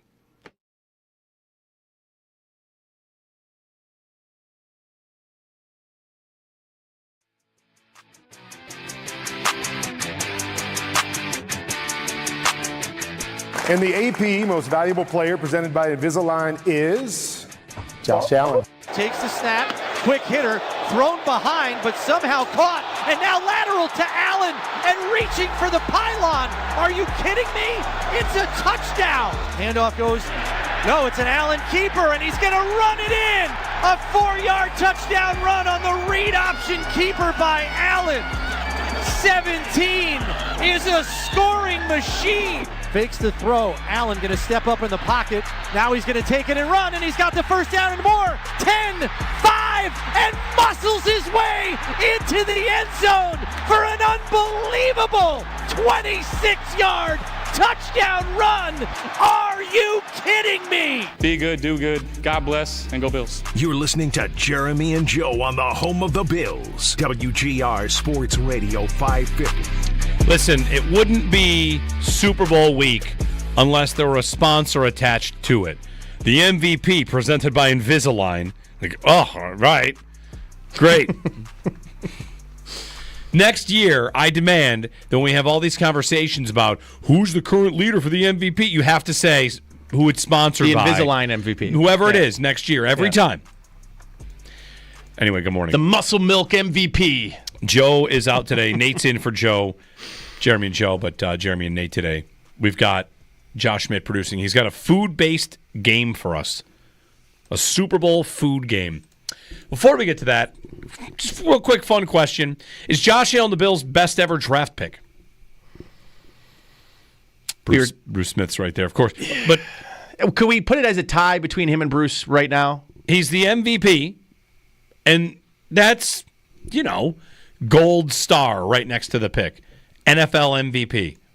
It really is the kind of thing that today is the day we react to it and we find out about it. But 15 years from now, we will know that he won it. The same way that I know that Cam Newton won an MVP. I mean, yeah, of course he did. He was amazing. They were a great team. They went to the Super Bowl. He wore shoes that said MVP on them, and people got mad at him. Yeah, it's a great day for the Bills. A great day for the organization. Great day for Allen. Great day for Joe Brady. For his teammates, for everybody. One thing about Allen, I think, that is easy to see how much, even though 11 players said he was the most overrated in the league, he is really, really widely respected in the league. And liked by a lot of players. Yeah, and even some of the guys he trash talks with, whether that's Chris Jones, you just get a real good sense of he's a guy and everybody knows it. Mm-hmm. And he's got a reputation among many of being favorite teammate they've ever had. So there's a really good thing going for the Bills. They've got a great player, great person, whatever. Everything's pretty good for him. Yeah, and I just think like he needed something, right? And to have that now, I do think Not that I think he needed it for how players viewed him in the league or like how you were talking, I think, before him officially winning the MVP. I mean, all week you heard players talk about, man, I mean, you want to play for the Bills because of Josh Allen. And I mean, that's right. I mean, if the Bills didn't have Josh Allen, they would not be the same sort of destination for other great players to want to come play.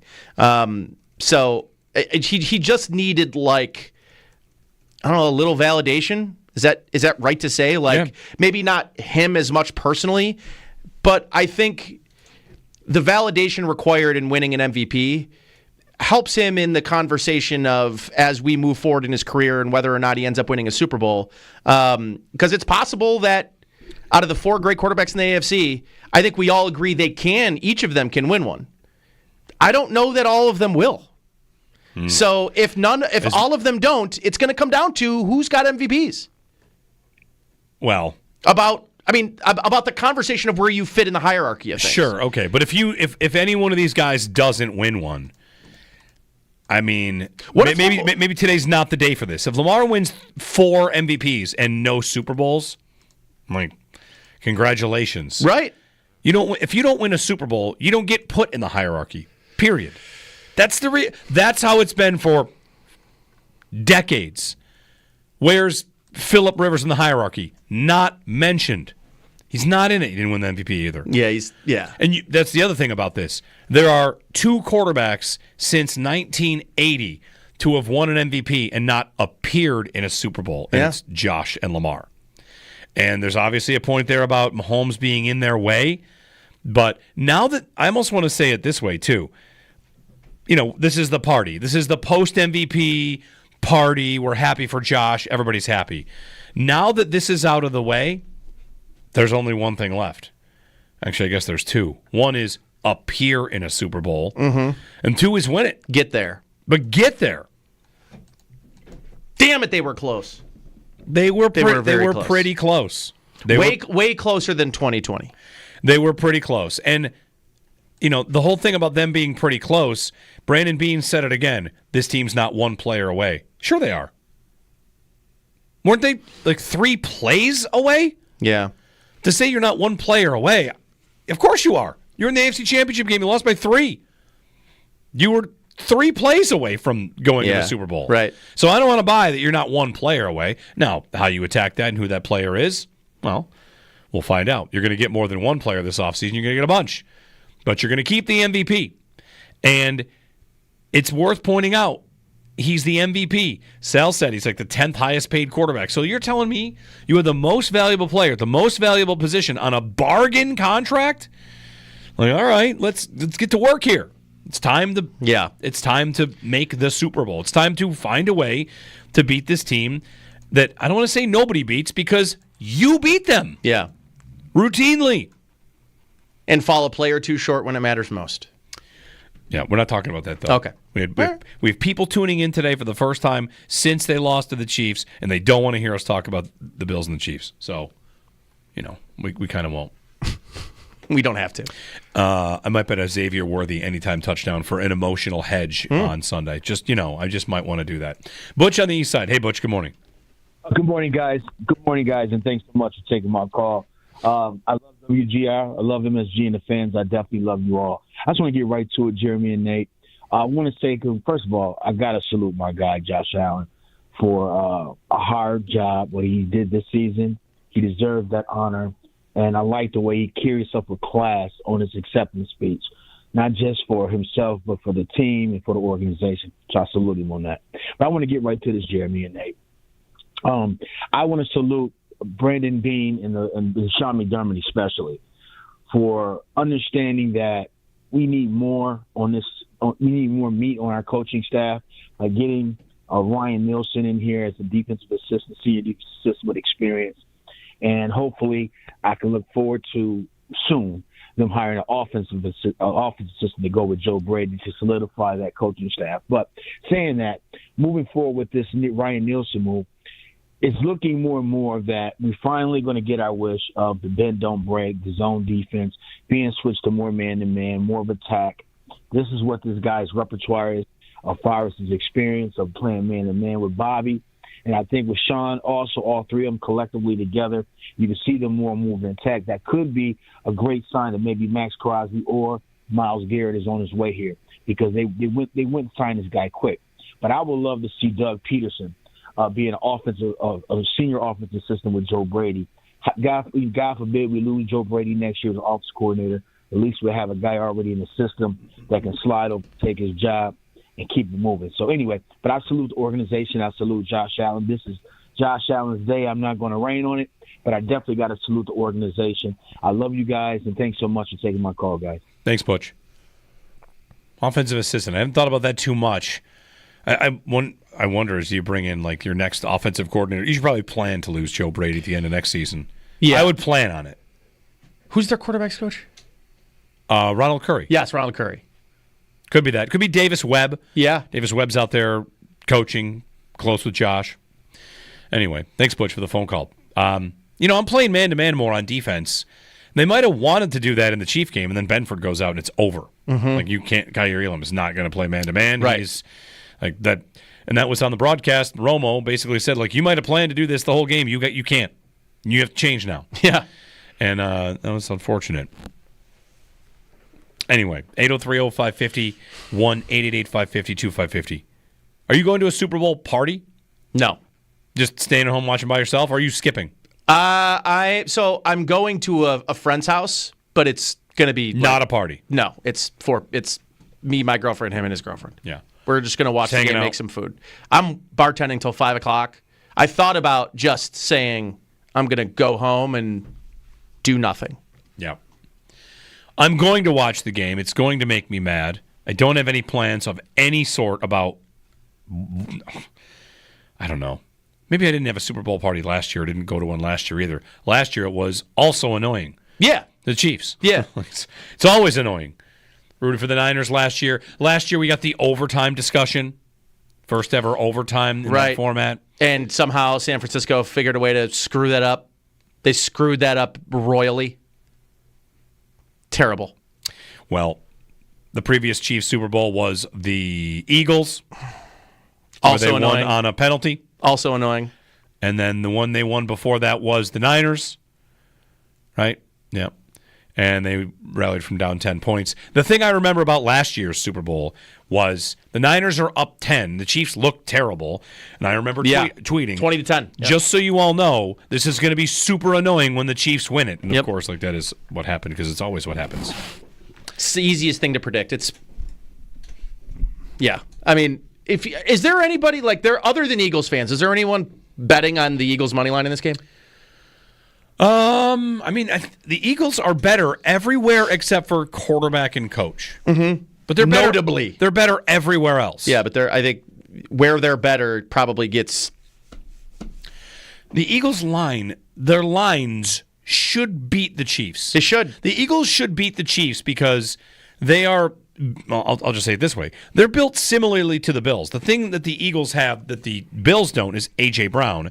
And the thing that the Bills have that the Eagles don't is the gap between Josh Allen and Jalen Hurts. Yeah. I mean, Hurts is pretty good. He's not Josh Allen. He had his career best game in the Super Bowl 2 years ago. I think he's... If he played that game again, I think they'd win. He made one big mistake in that game. Yes. A fumble return for a touchdown. Yep. He has decent numbers in some of the splits against Spagnuolo. So we'll see. The Eagles have a mauling run game, and the Bills is not as good as the Eagles. It might be pretty close, or even on par. And we saw the Bills maul the Chiefs on a drive in that game. Mm-hmm.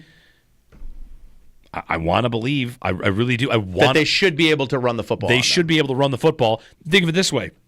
If the Bills had, it's back to like the one player away conversation, if the Bills had A.J. Brown on the outside, that's different. Josh Allen's throwing to A.J. Brown in those spots. And yeah. I don't know. I want to believe the Eagles can win. They have the horses to do it, but we'll see. Should we talk food? We should talk food. What do you got for us, Josh? Josh has a Super Bowl food game for us to play. So there's a trend going around on TikTok and various social media apps where you blind rank food. You'll have a graph, a randomizer of food, a picture will pop up. It'll be like pizza. Okay, well, do I want to put it at 1? Gotcha. Or do I want to save 1 for a better food that could pop up? So you have how many food items? So I have 7. They're all food items that will be in suites at the Super Bowl. Okay. Yeah. Suites at the Super Bowl. Yes. Is this where we're going to get like beef tartare and ceviche? And a couple of them. Really? Like that. Yeah. All right. Yeah. A little fancy in here. All right. So 7 Super Bowl food items. We will rank them, but we rank them as we hear them. Yes. So Okay. these are in no particular order here. All right. Okay? So ready. Seafood nachos, Cajun spice shrimp, nacho cheese sauce with crawfish, shrimp, home guac, fresh cilantro, pico de gallo, and tortilla chips. Listen, I think it sounds good. Not what I'm going to be going for. Do we have to keep into account that this is made by Stadium?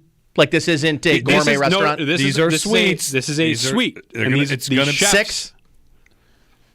Maybe not last, but second last? I mean, will you give me 5? 5. I don't agree with it, but I'll take 5. Nachos are good. If you the ability to eat around the parts that you don't like has to be of some value. That's a good point. You could 5. You could just get chips and pico and not have the crawfish or whatever. All right, we got 5. Yeah, 5 for seafood nachos. I think that sounds just fine. Okay. All right. Carved tomahawk, a tomahawk steak served with grilled zucchini and squash and oven-roasted fingerling potatoes and asparagus. 2. It's probably not going to be the best one, but it's probably pretty good. Tomahawk is such a show steak. Oh, it is, no doubt. But it packs a punch for being a show steak. 3. Fine, 3. 3. Taste of Louisiana, chicken and sausage gumbo and steamed rice. 4. Listen, 6. I want that. I don't want that at a football game. Yeah, I agree. 6. I want to put it 6. Okay, 6. The 6 gumbo. for gumbo. The gumbo 6. Fried oyster po' boy BLT, cornflake coated fried oysters, thick cut brown sugar glazed bacon, spiced mayo, tomatoes, lettuce, topped with chicharron and chive crumble on soft French bread. There's so many words there. It has to be top 4. 4. I mean, the chef has said this one will knock it out of the park. He has gone on record saying that this is the one. I don't eat oysters. I've never had oysters. Oysters are fantastic. But if it's out of and fried, then I mean I'd eat that. 4. Let's go 4. 4. Okay. Oyster po' boy. Oyster po' boy 4. BLT. But yes. The Big Easy Hen of the Woods Banh Mi. Beer battered hen of the woods, maitake mushrooms, pickled vegetables, mushroom pate, remoulade, served on a Leontre style French baguette. You say the word remoulade. You said remoulade. I'm going to put it high. 2. Sure, fine. Okay. Banh mi is the remoulade thing. Yeah. So we only have spots 1 and 7 left. Yep, and you have two things left, and they are very different things. Okay, yeah. So first up, we have alligator sausage, which is perfect. Just Stop. 7. Perfect. Thanks. All right. Thanks for. What else? How do they prepare it? It is just alligator with seasoned pork, onions, and seasonings on a hoagie roll and sauce. Nope.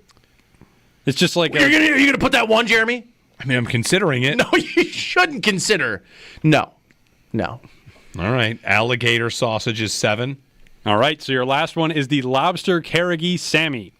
Panko-coated butterflied lobster tail tossed in lemon pepper sauce, butter, lettuce, tomato, remoulade sauce on a branded We got remoulade. We've got remoulade. Yeah, remoulad's back, so we're in good shape.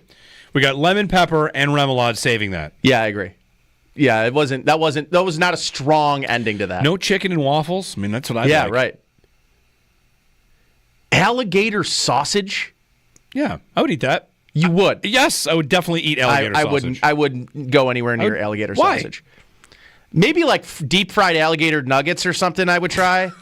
But I draw the line into sausage. Nuggets, yes. I just no. What if I cut the sausage into little pieces for you? And deep fry it? I mean, maybe. And just like, hey, look, here's some nuggets. I don't know. Alligator just doesn't do it for me. How do you know? I've had it before. You have? Yeah, it's not. Okay. It's not. It doesn't really do it for me. So would you guys pay $2 million to sit in a suite to eat that food? Definitely no. That's like, I mean, would I go for free? Sure. Yes, I would. If somebody paid $2 million for me to go, I would go, and I would try all of it. I would, if you're just throwing it in front of me. What would I order? The thing we put at number 2 is probably what it was. It was one of the remoulades. Did we put the oyster one at number 2? You put oyster po' boy. Oyster po' boy was 4. 4. That's right. You put the Big Easy Hen of the Woods Banh Mi. Oh yeah, maybe. Yeah, I would have messed with them. That would have been probably number 1 for me out of those. I was a little disappointed by that list, if I'm being honest. Yeah, too much. Yeah. Where's simple? Too fancy. Yeah. Tomahawk steak should probably be 7th. At a football game, Yeah, but it's kind of like trying you're to going to cut it into pieces. You're going to grab the pieces. Well, if they're cutting it into pieces, then what's the allure of the tomahawk? Isn't the whole idea that I get the tomahawk on my plate? Well, yeah, but you'd want to have it perfectly sliced with the bone around it. Yeah. That's cool. Tomahawk's getting in the way. It's like also, seeing pictures of these things drastically changed how I ranked them. Okay. Like, the taste of Louisiana, the gumbo, bottom. The seafood nachos, also bottom. Yeah, like, just didn't look that appealing at all. I think don't blame the food photographer. I mean, but the other ones are like out of this world. They look incredible. They have like seafood nachos did not speak to me at all. Did not speak to me. I like nachos. Don't get me wrong. Yep. I just a bouillabaisse on my on my nachos is not really what I'm looking for. Alligator not going to do it for you, huh? All right. Yeah. Do they serve pelican? It's the state bird. They probably don't. I take it back. They're probably not serving state bird. Yeah, Can you eat pelican anywhere? Does anybody serve pelican anywhere? I think that might be a endangered bird species. I'm going to find out.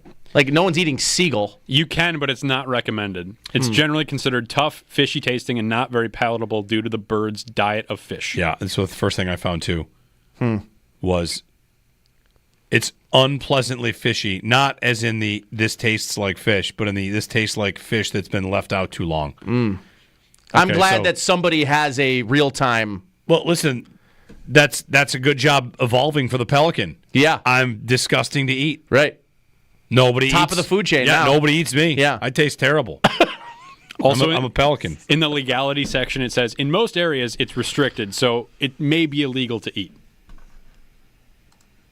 I taste terrible. I'm a pelican. It's probably illegal because if they...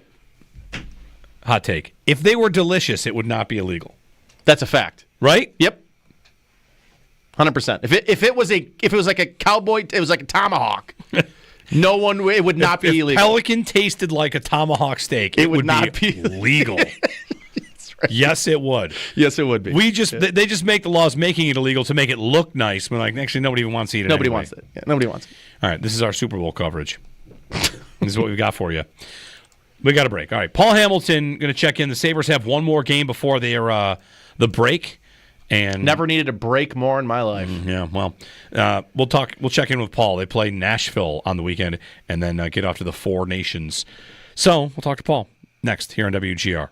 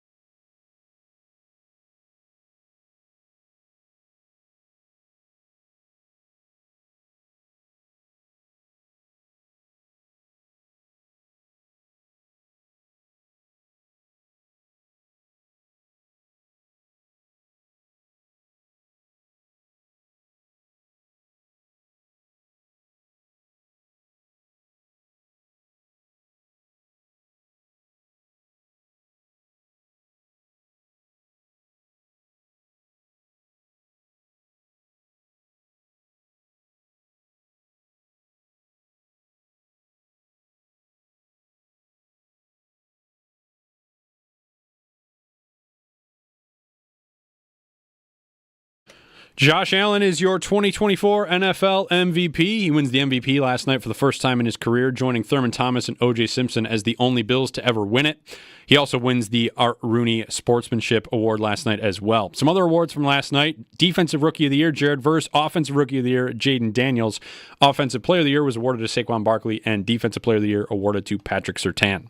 Super Bowl now just 3 days away. Kickoff on Sunday at 6:30. Eagles get back their star defensive tackle Jalen Carter. He was limited on Wednesday due to illness, but he was a full participant yesterday at practice. Now the Eagles have Devontae Smith, Brandon Graham, and Nick Gates as the only limited members of their team. Over on the Chiefs, the only player listed as limited for them was wide receiver Sky Moore. Bruce Feldman of The Athletic reported yesterday that former Jaguars and Falcons defensive coordinator Ryan Nielsen is expected to join the Bills coaching staff as a senior defensive assistant coach. Nielsen spent 6 seasons with the Saints, along with his time with the Jaguars and Falcons as well. Over in hockey, the Sabres are back on the ice tomorrow night in Nashville for the final game before they head off on their 2-week break for the Four Nations face-off. Puck drop for that game is at 8 o'clock, with pregame starting at 7 right here on WGR. Those are your Paddock Chevrolet sports headlines. Paddock Chevrolet, celebrating 90 years of business.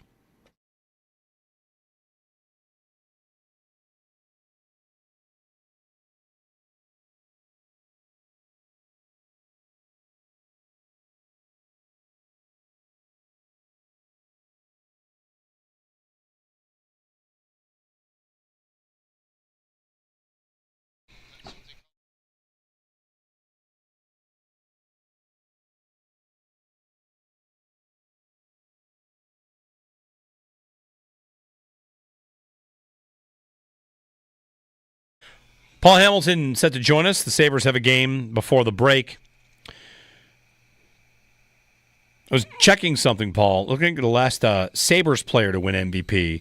And then I realized that the MVP drought, Josh Allen winning the MVP for the Buffalo Bills, ends a drought of no Buffalo sports athlete to win the MVP since May, because Josh Byrne won it for the Bandits. So 2 reigning MVPs in town. How about that? Yep. Last Sabre to win one was Dominik Hasek back in the 90s. That was going to be my guess, Dominik Hasek. Yep, Hasek won it back-to-back years in the 90s. Morning, Paul. How are you? Good. It's nice to have an MVP on your team, right? It certainly helps. If you want to be a good team and a championship team, it certainly helps. Yeah. Well, Josh Allen wins MVP. We talked about it a lot this morning. If you want to chime in with us, you can. Bills fans kind of celebrating the accomplishment for him. They appreciate what Allen does and everything he does, on the field. There's probably a clumsy comparison to make because, winning versus losing is a big part of it. But what Allen does for the fans of the Bills, Paul, is something that the Sabres really could use any player to do, right? To connect and to make it seem like everything. He'll do everything to win. And the Sabres struggle with that as an identity. And, we're about to go to this break, and the Tage hit is kind of hanging over them.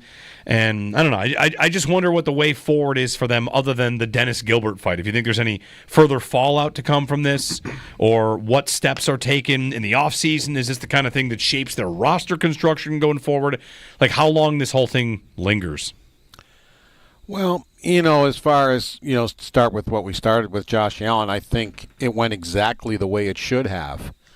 I think Lamar Jackson should have gotten first-team quarterback. I think he had probably the best year of anybody as far as a player goes, but the MVP is who is most valuable to your team. And I think Josh Allen, by far, is the most valuable to his team. So I think it went exactly the way it should have in both categories. Because there was a lot of hand-wringing, like, well, you shouldn't have one being the first-team quarterback and the other one being the MVP. It should be the same guy. And I disagree because the criteria is different when you're looking at both awards. So I think they did it perfectly. I think it was done correctly. As far as the fallout and everything, whether it's the way the team is constructed because of that, or the way the team is constructed because they're in last place in the Eastern Conference. I mean, here they are. They've won 5 of their last 7, and they haven't moved one place. They haven't passed one team yet. They're still 4 points behind the next team in the Eastern Conference, and they're still if you're thinking playoffs, 12 points out of a playoff spot. So as well as they've played in their last 7 games, the Detroit Red Wings have a 7-game winning streak going. They've won 7 in a row. And it hasn't really helped you make up any ground because you were just so far behind. So I think it's roster construction for a number of different reasons, whether it's what we saw when Tage Thompson got hit or whether what we've seen all season as far as how good the team is or how good the team isn't. But do you think the idea of, I don't know if it's veterans or what it ultimately is, that I want to say Kevin Adams, he has the job for now. When he goes to the offseason, a directive will be to have the kind of group where that doesn't happen again. I mean, the Sabres went through this before with the Lucic and the Miller hit, and they wanted to become tougher to play against and yada, yada, yada, and they made a lot of bad decisions along the way. Do you feel like Adams might have a similar kind of directive to not have the kind of roster that is lacking in that, if you want to call it sandpaper, you want to call it guts, whatever you want to call it? Yeah, I mean, you don't have to go get Rempe. I mean, that's a ridiculous thing to do. But you have to have players who it's just automatic. Something like that happens, they're not sitting there going, what's the score? Okay, is this guy bigger than me? It doesn't matter. You just swing into action immediately. That's the type of player who will do anything for their teammate. As Lindy Ruff said with you the other day, it has to come from within. I mean, you have to have a love for your teammate that you will do anything for that teammate. And honestly, and I said it the other day, you shouldn't have had to have a meeting the next day to discuss and have people point out to you what you need to do. You've played hockey all your life. There is whether you like it or not, there is a code in hockey, and by now it should just be second nature. As soon as something like that happens, you just jump into action. There's no thought in it. It just naturally happens. So those are the types of guys I think you need to be looking for. And they tried to get tougher to play against, and Malenstein's worked. He has been tough to play against, and Dennis Gilbert has worked for what you have him for, and the rest of it hasn't.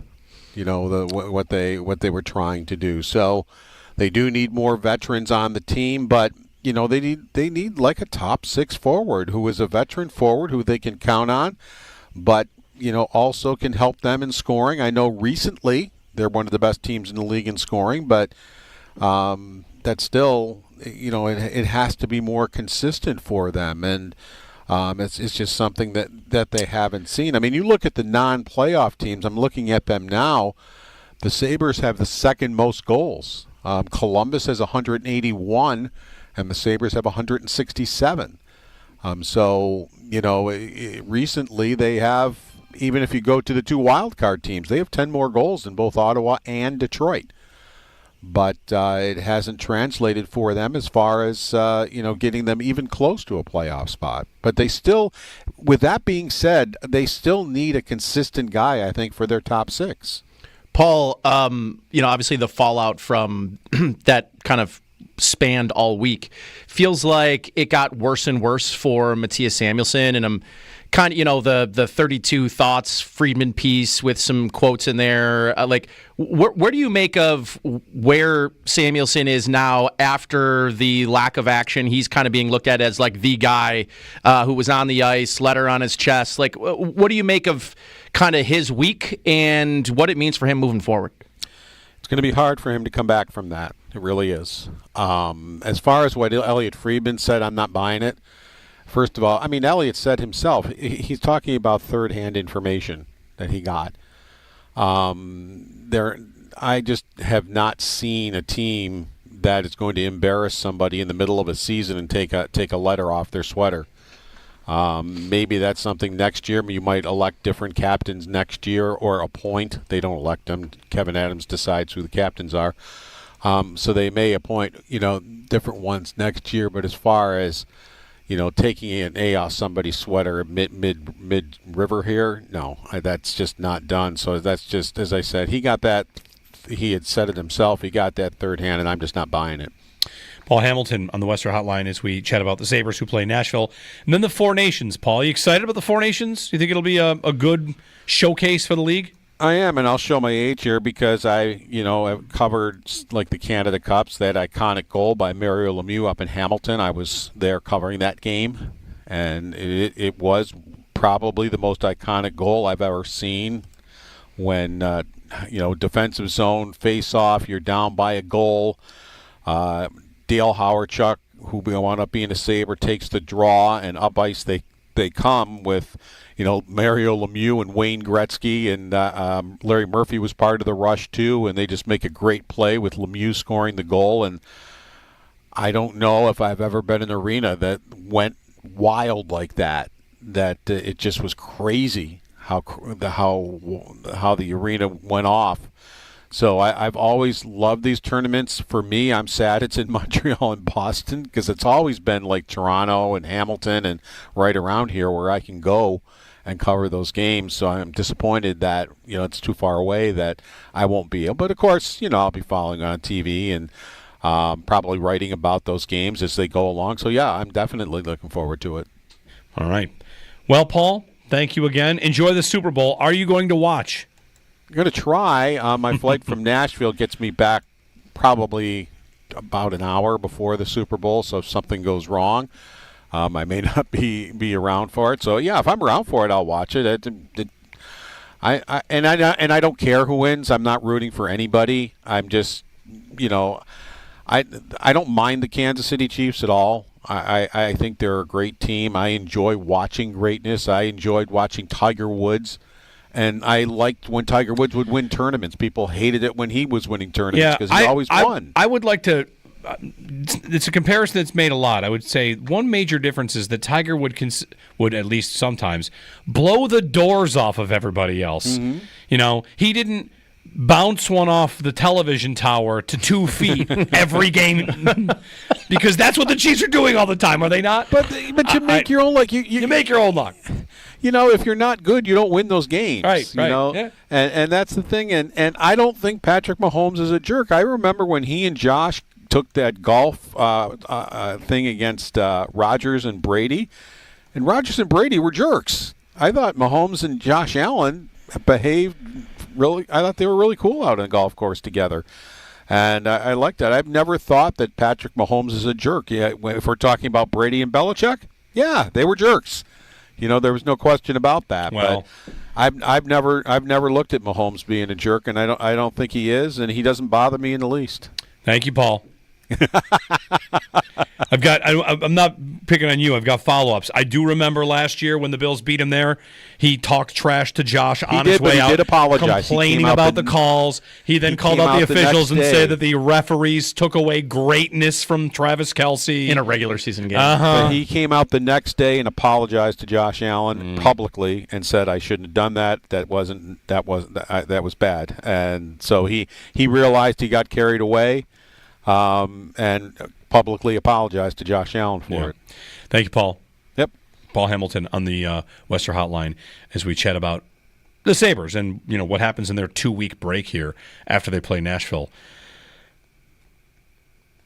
Kelce and Mahomes, they're the worst kind of villain. They like to pretend that they're not. Kelce goes over, gets in the face of Damar Hamlin, talks trash, blah, blah, blah, blah, then acts when he gets hit by Jordan Phillips. Yep. Embarrassing. Anyway, I'm just here to try and rile up as much Chiefs hatred as possible. That was funny, though. Your point about, Tiger not hitting the telephone pole and having it drop to 2 feet every time kind of felt like I finally heard like a take in a comparison where I was like, that's kind of what they do. Yeah. Tiger won an Open by 15 strokes. Mm-hmm. That was watching greatness. Yeah. Watching as someone misses a 3-foot putt on 18 to beat Tiger and then goes on to lose. That's what happens to the Chiefs. Like Bryson's U.S. Open win was fantastic. I don't think we would say we were witnessing. He did make an unbelievable shot on 18 to secure the win, but I don't think anyone looks back at last year's U.S. Open and says, we got to witness greatness from Bryson DeChambeau, because it kind of felt like Rory blew it. Maybe. You know what I mean? Yeah. Like He blew 2 putts. Yeah, definitely one, maybe two. Probably two. Probably 803-0550. It's Jeremy and Joe. Nate's in for Joe today. Happy Friday. Josh Allen is your MVP.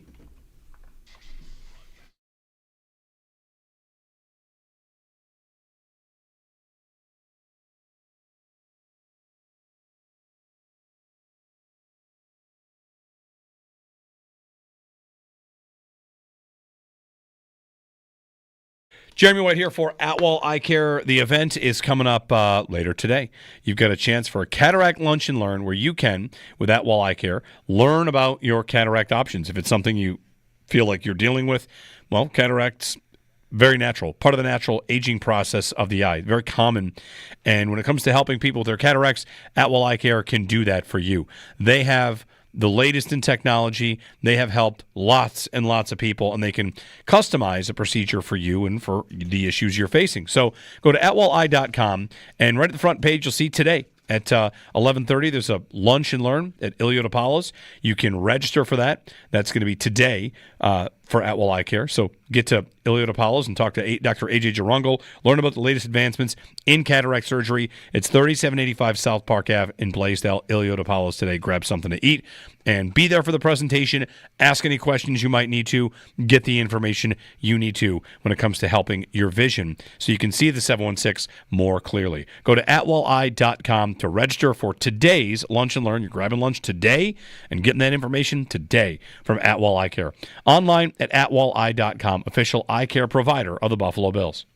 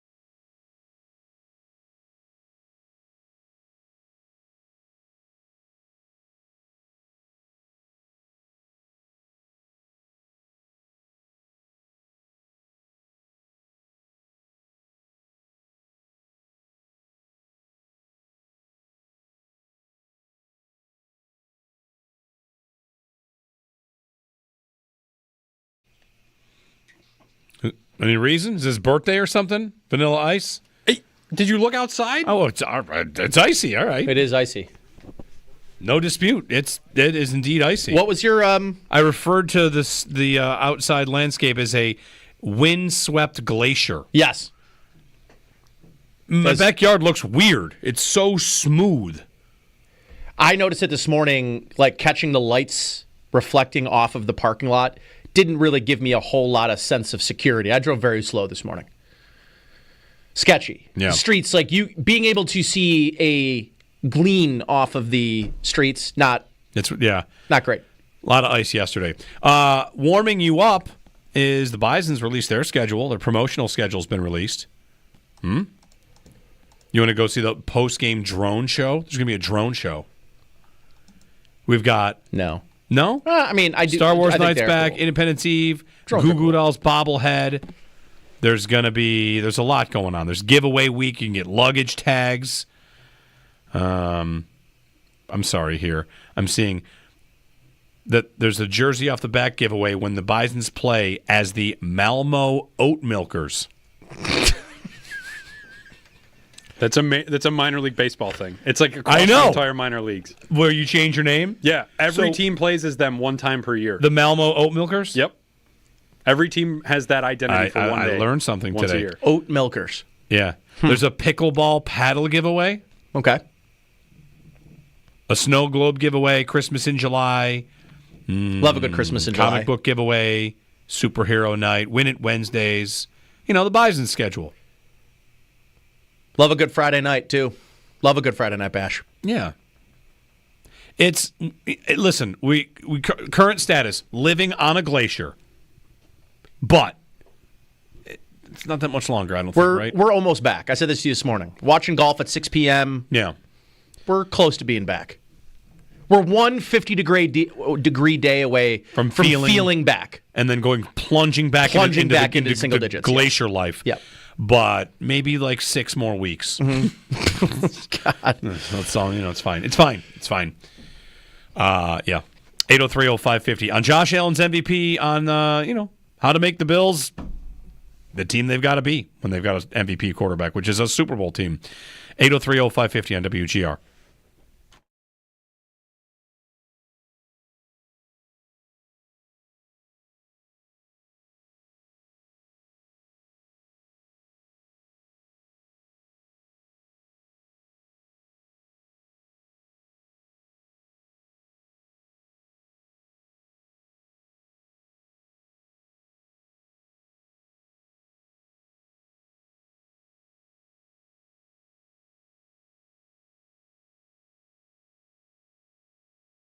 Jeremy White here for Riverfront Auto Sales, 1379 Niagara Street in Buffalo. If you're thinking about that next pre-owned vehicle, Riverfront can help you. And it's tax refund time. This year, Riverfront has got a deal that's too good to miss. Take Riverfront Auto Sales, your tax refund. Take your refund to Riverfront, and they'll double the amount of your check towards the purchase of your vehicle, up to $2,000. A $500 refund check gets you $1,000 towards the vehicle, and a $1,000 refund gets you $2,000 towards a vehicle. So getting that new set of wheels has never been more affordable. Riverfront is all about making deals with you, for you, to make sure you get the best deal every time. Remember, family dealership, they want to help your family make that tax refund go farther. So bring it to Riverfront. 886-1626. All month, take your tax refund to Riverfront, and they will double its value towards any vehicle you purchase. 886-1626, or stop by Riverfront and test drive a beautiful late model vehicle at 1379 Niagara Street. Must mention offer cannot be combined with another discount. Go to riverfrontautosales.com.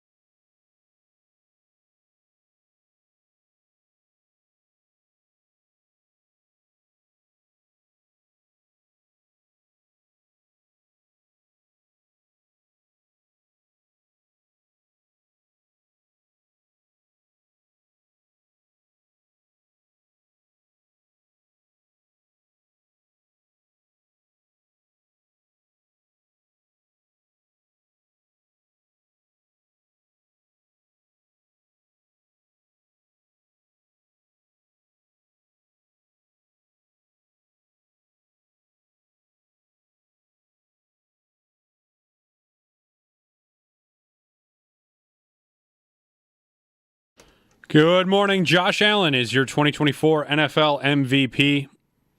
He won the MVP award last night at the NFL Honors for the first time in his career. He's now the third Bill, joining Thurman Thomas and O.J. Simpson, just barely beating out Lamar Jackson with 27 first-place votes to Jackson's 23 first-place votes. Allen also won the Art Rooney Sportsmanship Award last night as well. Some other awards from throughout the night. Coach of the Year was won by Kevin O'Connell. Offensive Player of the Year won by Saquon Barkley. Defensive Player of the Year, Patrick Surtain. Offensive Rookie of the Year awarded to Jaden Daniels. Defensive Rookie of the Year, Jared Verse. Comeback Player of the Year, Joe Burrow. And Assistant Coach of the Year was given to Ben Johnson. The Super Bowl is now just 3 days away, kicking off in New Orleans on Sunday at 6:30. On the Eagles side of things, star defensive tackle Jalen Carter returned to a full participant at practice yesterday after being limited Wednesday due to illness. Wide receiver Devontae Smith, edge rusher Brandon Graham, and offensive lineman Nick Gates were all limited yesterday. Over on the Chiefs side, only one player listed as limited right now, wide receiver Sky Moore. Bruce Feldman of The Athletic reported yesterday that former Jaguars and Falcons defensive coordinator Ryan Nielsen is expected to join the Bills coaching staff as a senior defensive assistant coach. Along with being with the Jaguars and Falcons for the past 2 seasons, Nielsen spent 6 years with the Saints as their D-line coach and co-defensive coordinator.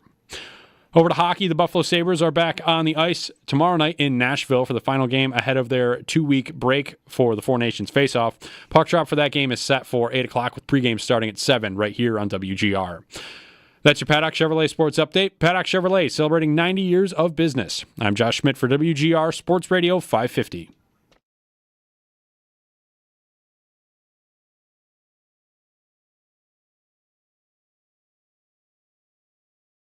I want to win no matter what. Like, I'm an ultimate competitor. I want a chance. And I don't want to join the damn Chiefs and get a Super Bowl. That would mean absolutely nothing to me. I want to join. I want to be a part, not join, start controversy. I want to be a part of winning in a culture that is about winning.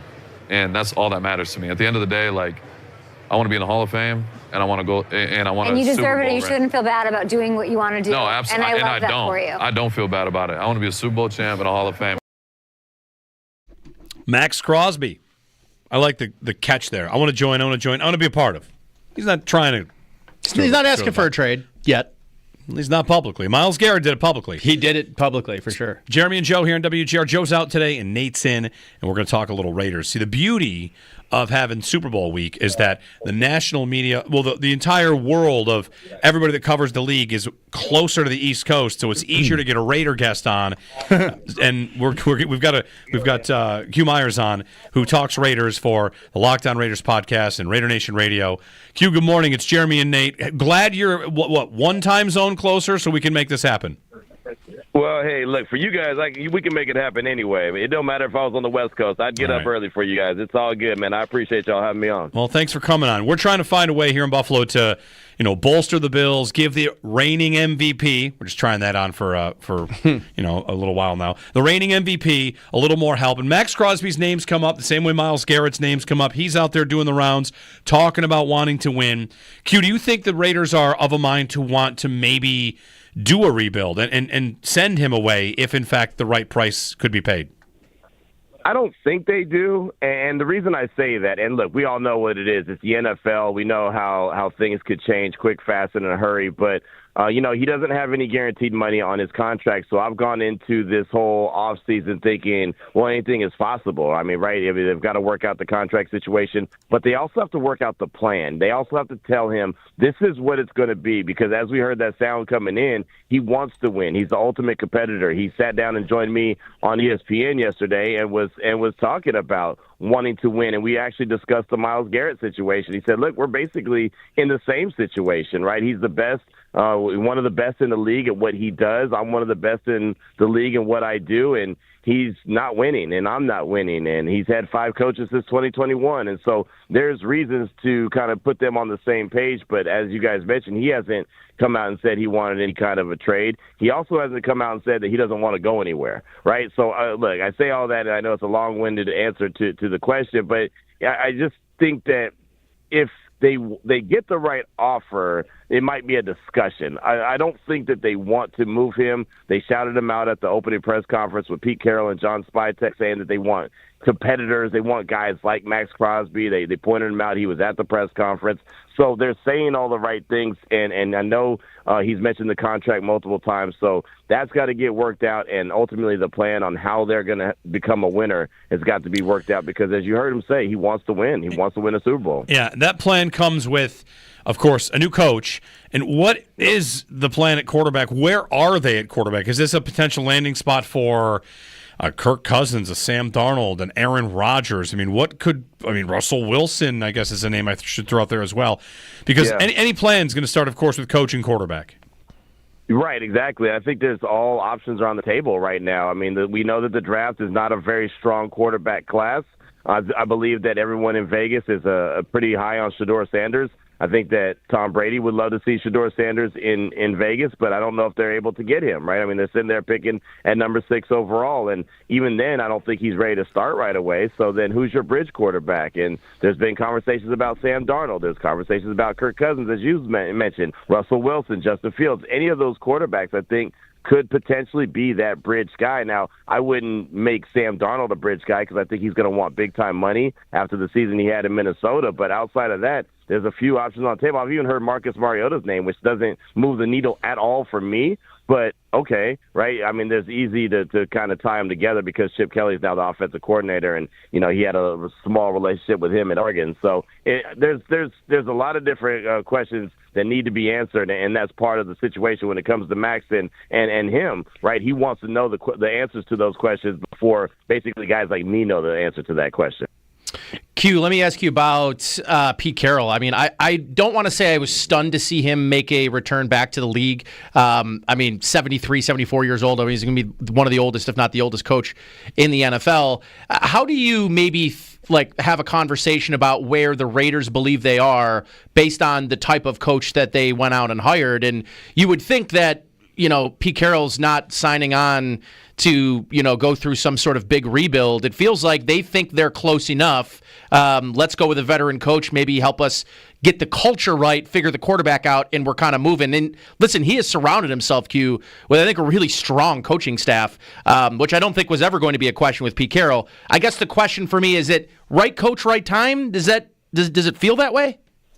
It does feel that way because the organization wasn't stable, and I think that Pete Carroll brings you that stability, right? I mean, there's been a coaching carousel year after year. I've been in Vegas since 2021, and they went through Gruden, Bisaccia, McDaniels, Pierce, and now Carroll. And that was 2021. It's only 2025. So you could tell the math doesn't math there, right? I mean, it's not working out. So they are an unstable organization, and now they have stability with Pete Carroll, who's been there, done that. We know that, he knows how to build it. We've seen it. I mean, the evidence is there. It's not just, I think that he's going to get it right, or he could get it right. No, we've seen him do it, not only at USC, but also in Seattle. So that's the confidence there. Then you bring in a GM like John Spytek, who, has a lot of respect around the league as an assistant there in Tampa Bay, plus also helping build the organization there in Denver as well, winning Super Bowls in both locations. So a guy that's very well respected, where I'm here on Media Row in New Orleans right now. Everyone I've talked to has said, man, it's a long time coming for him to get that GM job. So he's going to do a really good job. So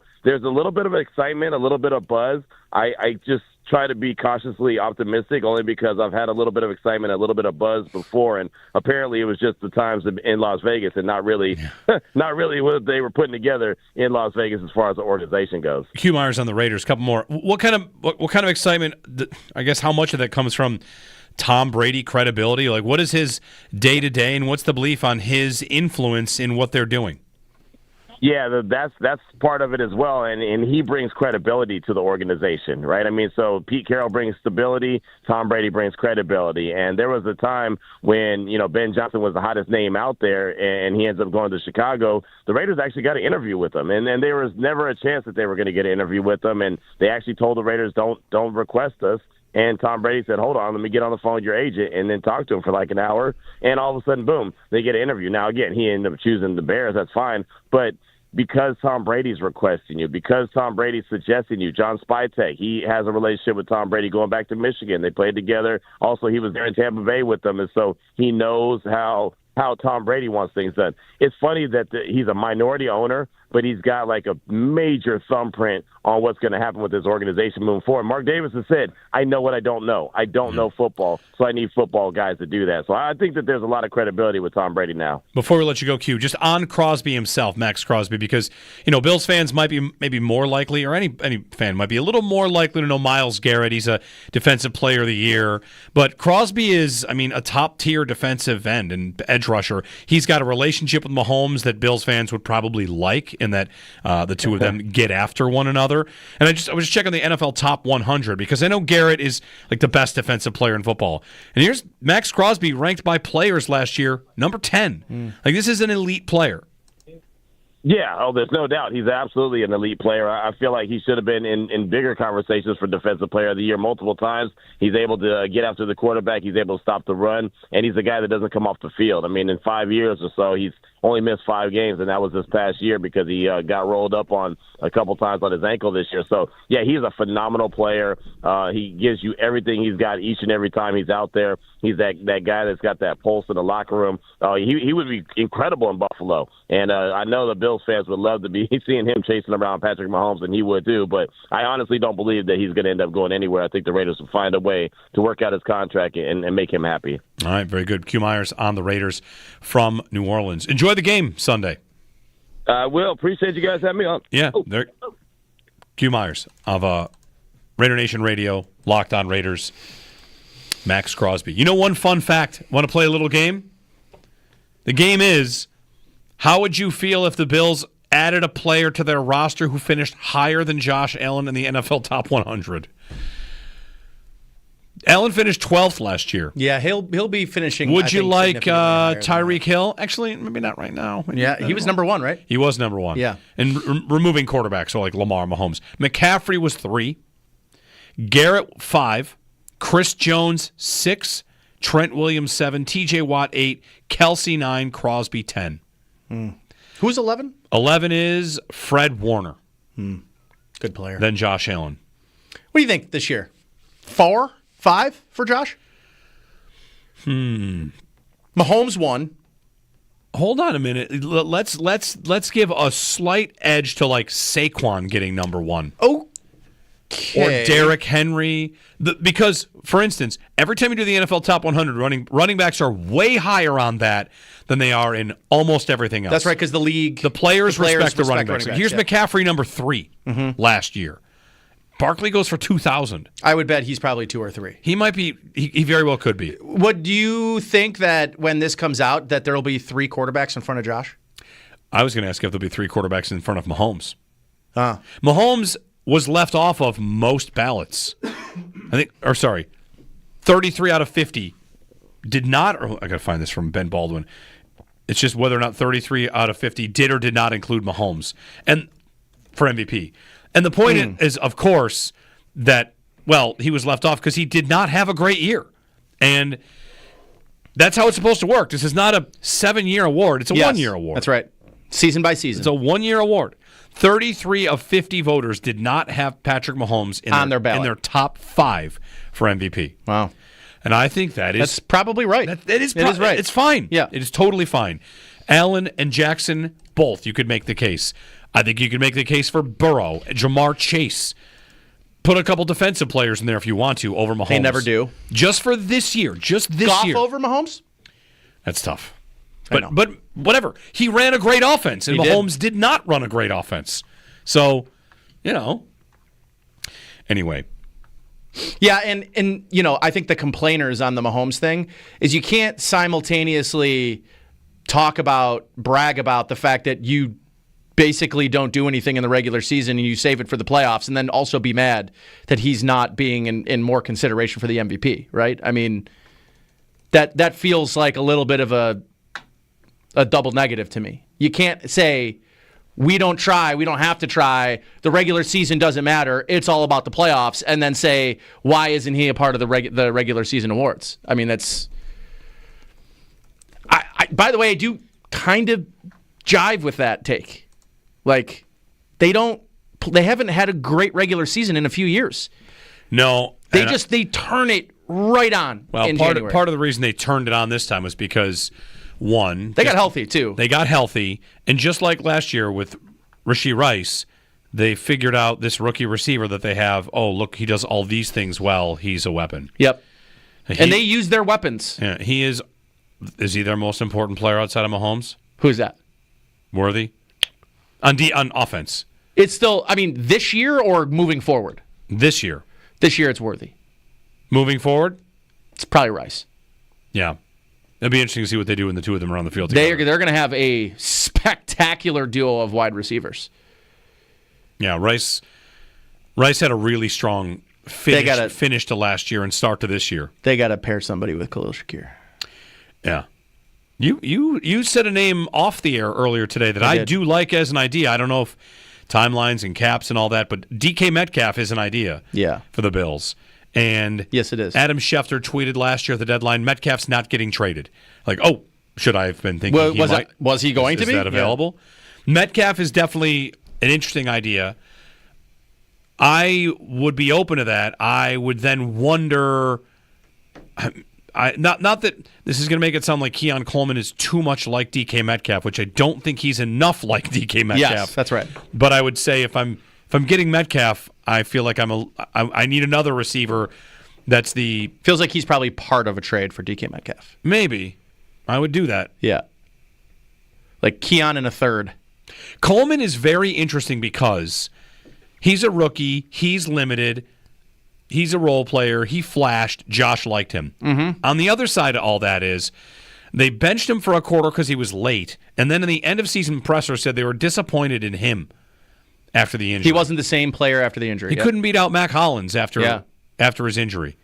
He had 7 catches after coming back from the injury. Yeah, that's crazy.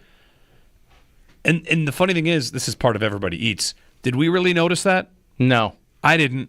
I didn't really notice. I noticed that he really wasn't out there that much. I noticed the Bills were just winning games and crushing teams, and he was not really a part of it.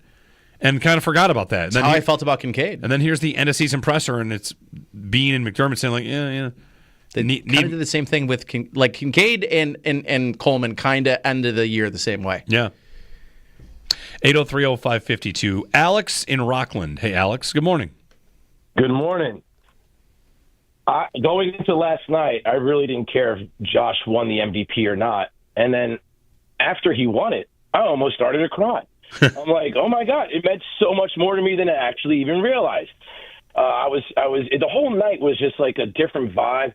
I kind of felt deeper in love with the Bills. Josh Allen front and center with his beautiful fiance, and Snoop Dogg hyping up and going after Josh. And when Snoop Dogg says, "Are you guys ready for Sunday's game?" I don't know if you caught it. Josh Allen turns to Haley and goes, "Nope." And everybody was answering. All of Bills Mafia at the same time had the same answer, "Nope."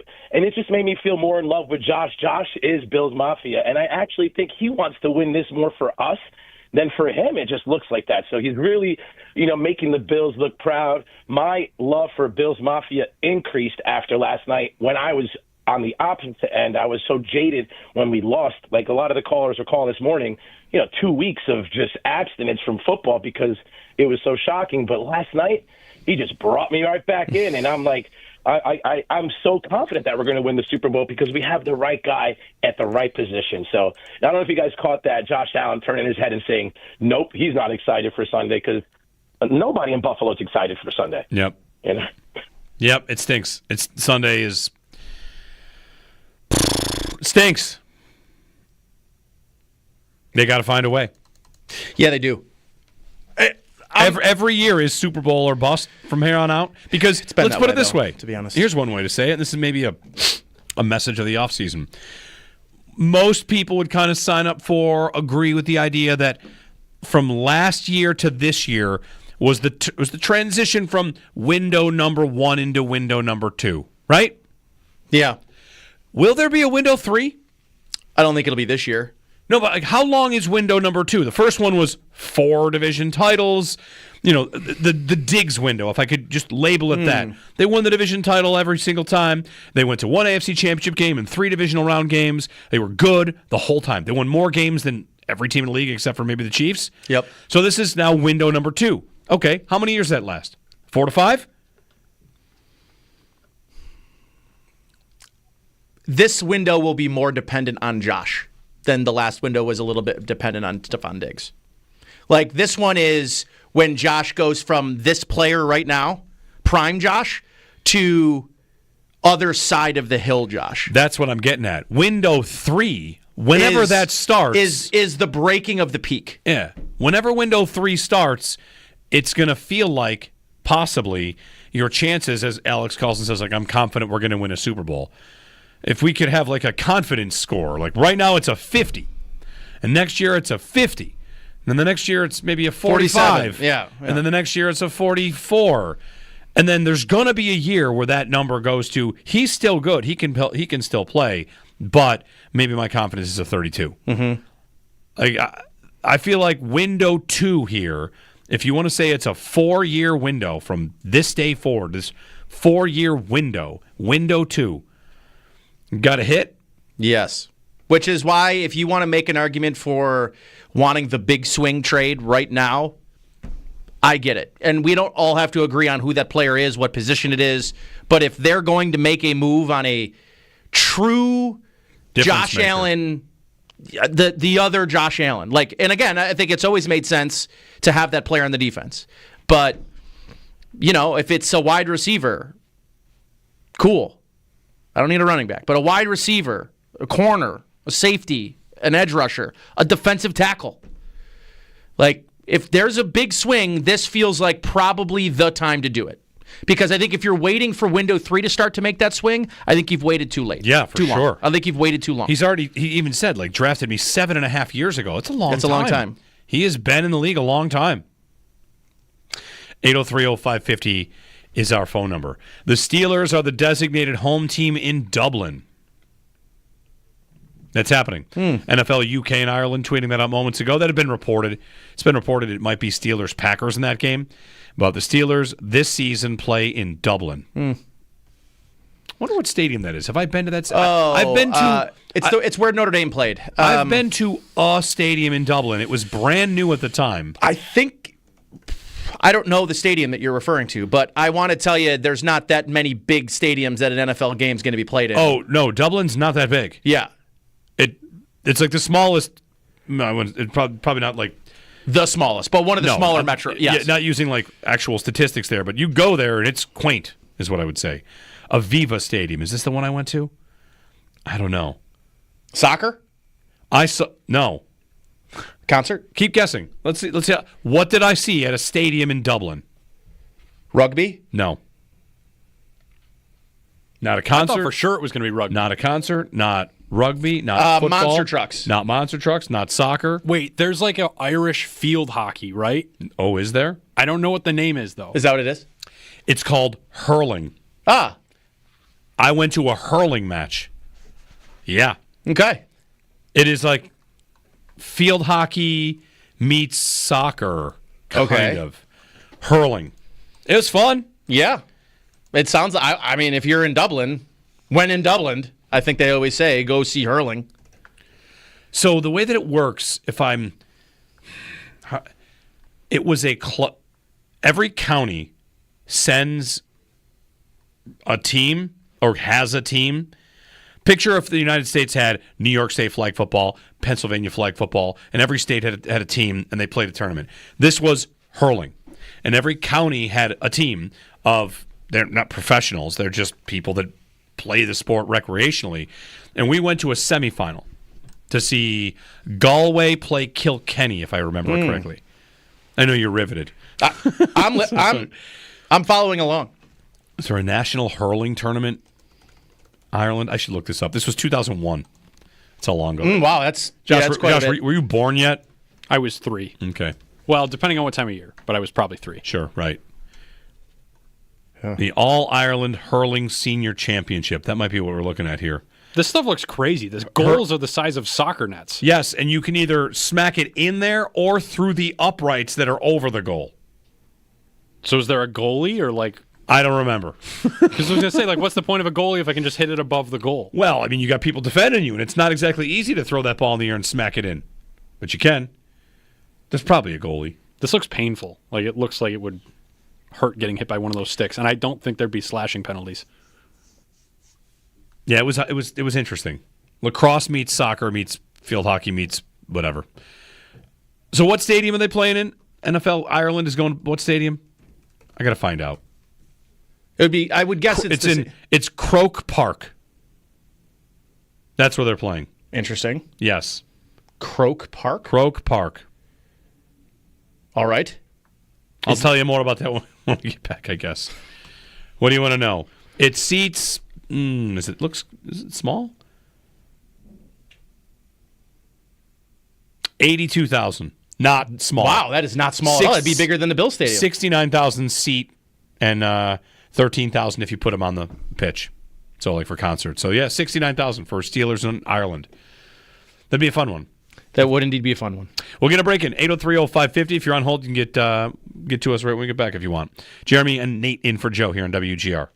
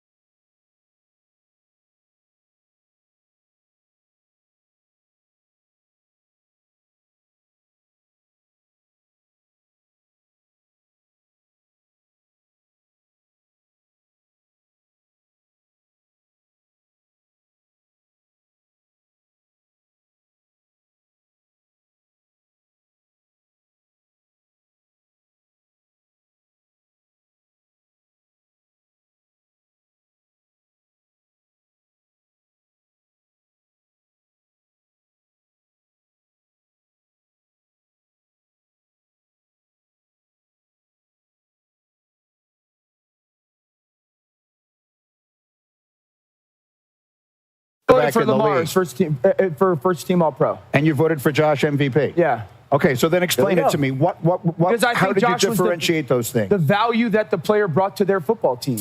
The Bills were the number 2 seed. Josh had a 40 touchdown, 8 turnover, 14 sack season. The Bills didn't have an elite defense. The Bills had a very good run game, not a great run game. They didn't have elite perimeter players in any regard. The way that Josh played this season and the different style that he played brought tremendous value to their football team. Lamar's season was absolutely sensational. He was probably the best player in football this year, or Jamar Chase, or Saquon Barkley. But value and how much you impact your team, who you do it with and who you do it against, that's where I thought Josh Allen had the upper hand. Dan Orlovsky explaining how he was one of the voters that split it. And, sure. I have a stat of the day for you. This one actually came from Dan Orlovsky as well. He tweeted Love a this good out stat of the little day. bit ago. This is real good. So, stat of the day, which is about Saquon Barkley, brought to you by Empire Electric, your residential neighborhood electrician. Visit empireelectricians.com. Saquon Barkley is the 54th player in NFL history to score 20 touchdowns from scrimmage in a season, including the playoffs. That's not the stat of the day. That's just the setup. So 54 times a player has scored 20 touchdowns in a season. Of those 54, he is the only one whose average score exceeded 30 yards in length. 32.5 yards was the average length of his score.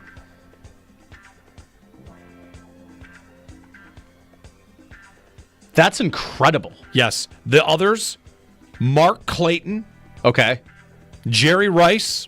Pretty good. And then Gale Sayers. But 2 of the 3 are receivers.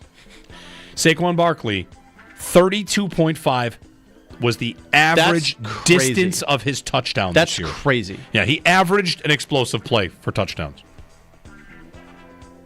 Yep. 10 yards more than an explosive. Yes, right. 12 and a half yards more. Also, to the point there, In the how threshold. the Bills didn't have a great run game. They did. They did have a great run game. And I just saw some numbers on Warren Sharp pointing out about what the Bills did against the Chiefs and what the Eagles are maybe going to be able to do against Chiefs. He said that Spags is going to need another miracle. Here's the example. When the Bills' run game was hitting the Chiefs, even with 8 in the box, the Chiefs stacked 8 in the box. The Bills averaged 6.2 yards per carry against a stacked box. And on 50% of the runs gained 5 yards or more. And here come the Eagles, who are even better at that. So he said Spags is going to need to work a miracle. We'll see if he can. Yeah, stopping the run in this way, the way that they run the football with how good Jalen Hurts is also at running the football, they're a very unique challenge in that you can sell out for the run, which is what they're going to have to do. But having A.J. Brown on the backside makes it really difficult because Trent McDuffie's not going to be standing over A.J. Brown. He's just not. Yep. That's going to be that is what every team that has struggled. That's what Washington struggled with. Well, Washington sold out for the run and still couldn't stop the run. I think the Chiefs will have better success stopping the run on a play-by-play basis, but I think I saw they have not given up a 100-yard rusher all season. That's going to change, right? I think almost regardless of how the first half plays out. If the first half played out where Kansas City gets up early, 2 scores, 14-3, 17-3, something like that, I could see him not getting enough touches. And if they can't get Barkley touches, game's over. Yep. Barkley's going to have to touch the ball 25 times, and they're probably going to have to be if the Eagles win, it will be because they got out to a lead and they just kept turning around and handing the ball off to Saquon Barkley for 5 yards a carry. That's what I think. That's really the only, because I don't think they're going to get into a shootout with Kansas City. Don't know that either team is really equipped for a shootout. Kansas City could get into a shootout and win. I don't know if I'm excited. I'm not excited for this game. Am I? It's going to be 17-14, right? I might get there. 2017? I have no idea what to expect. 2014? Something like that. I really don't. It's not going to be good. It's not going to be a good game. I expect a flag and people that think there's a conspiracy to find their way to thinking there is still a conspiracy regardless of what happens. Whatever happens, it will still be a conspiracy. There will be plenty of ammunition from this game to fuel more conspiracies. I'm sure. Yeah. Yes. Greg in Amherst. Hey, Greg, good morning. How you guys doing? Very good. I'm afraid you were talking about Josh's window. I'm afraid his tenure is going to be having a defensive-minded head coach. And, I mean, the number one asset on this team is an offensive player, and I'd say 1A, 1B would be Cook. And I think it's beyond McDermott's capability as a defensive-minded head coach to really propel him to the next level. I mean, they've had 6 cracks at it now, Dean and McDermott. And I guess it's a lifetime appointment. I don't know. But they say the same thing every year at the end of the season press conference. It's like blah, blah, blah. We're 1 play away. We're 2 players away. And, I mean, the fact that Cook was on the sideline for so much in that game, especially in the fourth quarter, they had no designated play. He was the most dynamic player on the field besides Mahomes. But I just think it's beyond McDermott's ability. And if they can find an offensive-minded head coach, I think you maybe – I mean, the OC did a good job, but it's like on-the-job training as well. So, I don't know. That's just my feeling on it. Yeah. Well, you're not alone, Greg. I mean, plenty of people feel that way. Nate, you and I have not talked about their end-of-season tone, but I didn't like how they seemed to passive-aggressively say, yeah, got to figure out why we didn't get it in the end zone on those final 2 drives, like the last 2 years. Bean, when he says, like, you know, you give me Josh Allen with the ball in 3 minutes to play, I'll take it every time.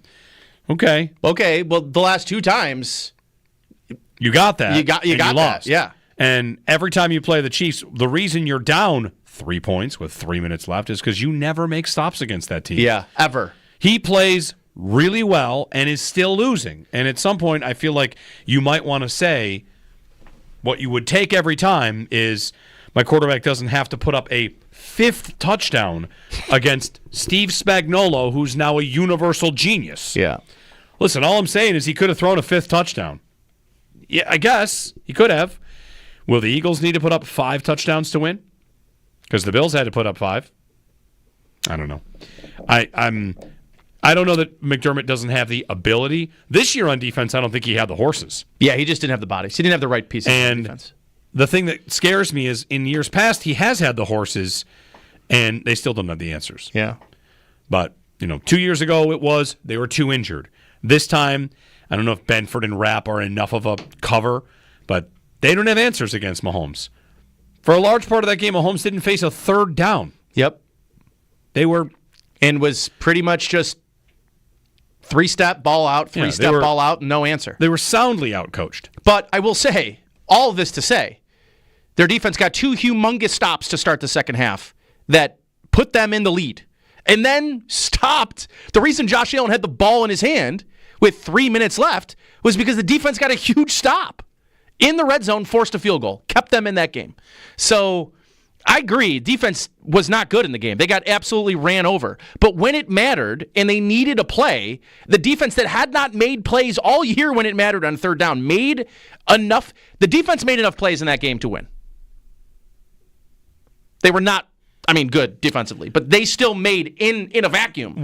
Made plays in moments that gave them a chance to win. In a vacuum where you have Josh Allen as your quarterback trying to put up a 5th touchdown. Yes. The Chiefs had not scored that many points in a game in 36 games. That's right. Patrick Mahomes had a 99% success rate dropping back. Yes. They don't have the stops they made was one of them, Mahomes dropped the football. Mm-hmm. Last year, one of the stops they made was punching a ball out at the goal line. Game of inches. It's a game of inches. When this defense goes into the postseason, their last 5 elimination games, 40 drives, 31 scores. That's a lot. It's a lot. 31 scores against on 40 drives. It's a lot. When you're saying they made a play, it's like me telling you I made some putts today. I sure missed a lot. But I made a couple. I hit a couple of fairways today. I had some shots today. What'd you shoot? 105. But I had some shots. I made 3 putts that you would not believe. I gave myself a shot at birdie. Oh, you did? Yeah, I was like 60 feet away. On the green. I gave myself a chance. I don't feel like there's enough energy on the defense being... I think there is enough energy. I think that they need to be better. I think everybody kind of knows they need better players on defense. But, yeah, I'm going to go to bed at night and think Josh Allen had the ball, and they didn't do enough to win with Josh Allen having the ball. And I like Allen or like Bean and McDermott. No. I like my chances when I've got... If I could have asked for a scenario to win that game, what did we say in pregame? I said the best chance they'll have to win is if they're up, they have the ball, and they are kneeing it. What if I said on 8 of the most important plays of the game when Josh Allen has the ball, 5 of them will be screen passes? All of a sudden, that's not Josh Allen having the ball. Yeah, that's right. That's you have a quarterback that's just throwing the ball to Amari Cooper on a screen on a 3rd and 10. Yeah.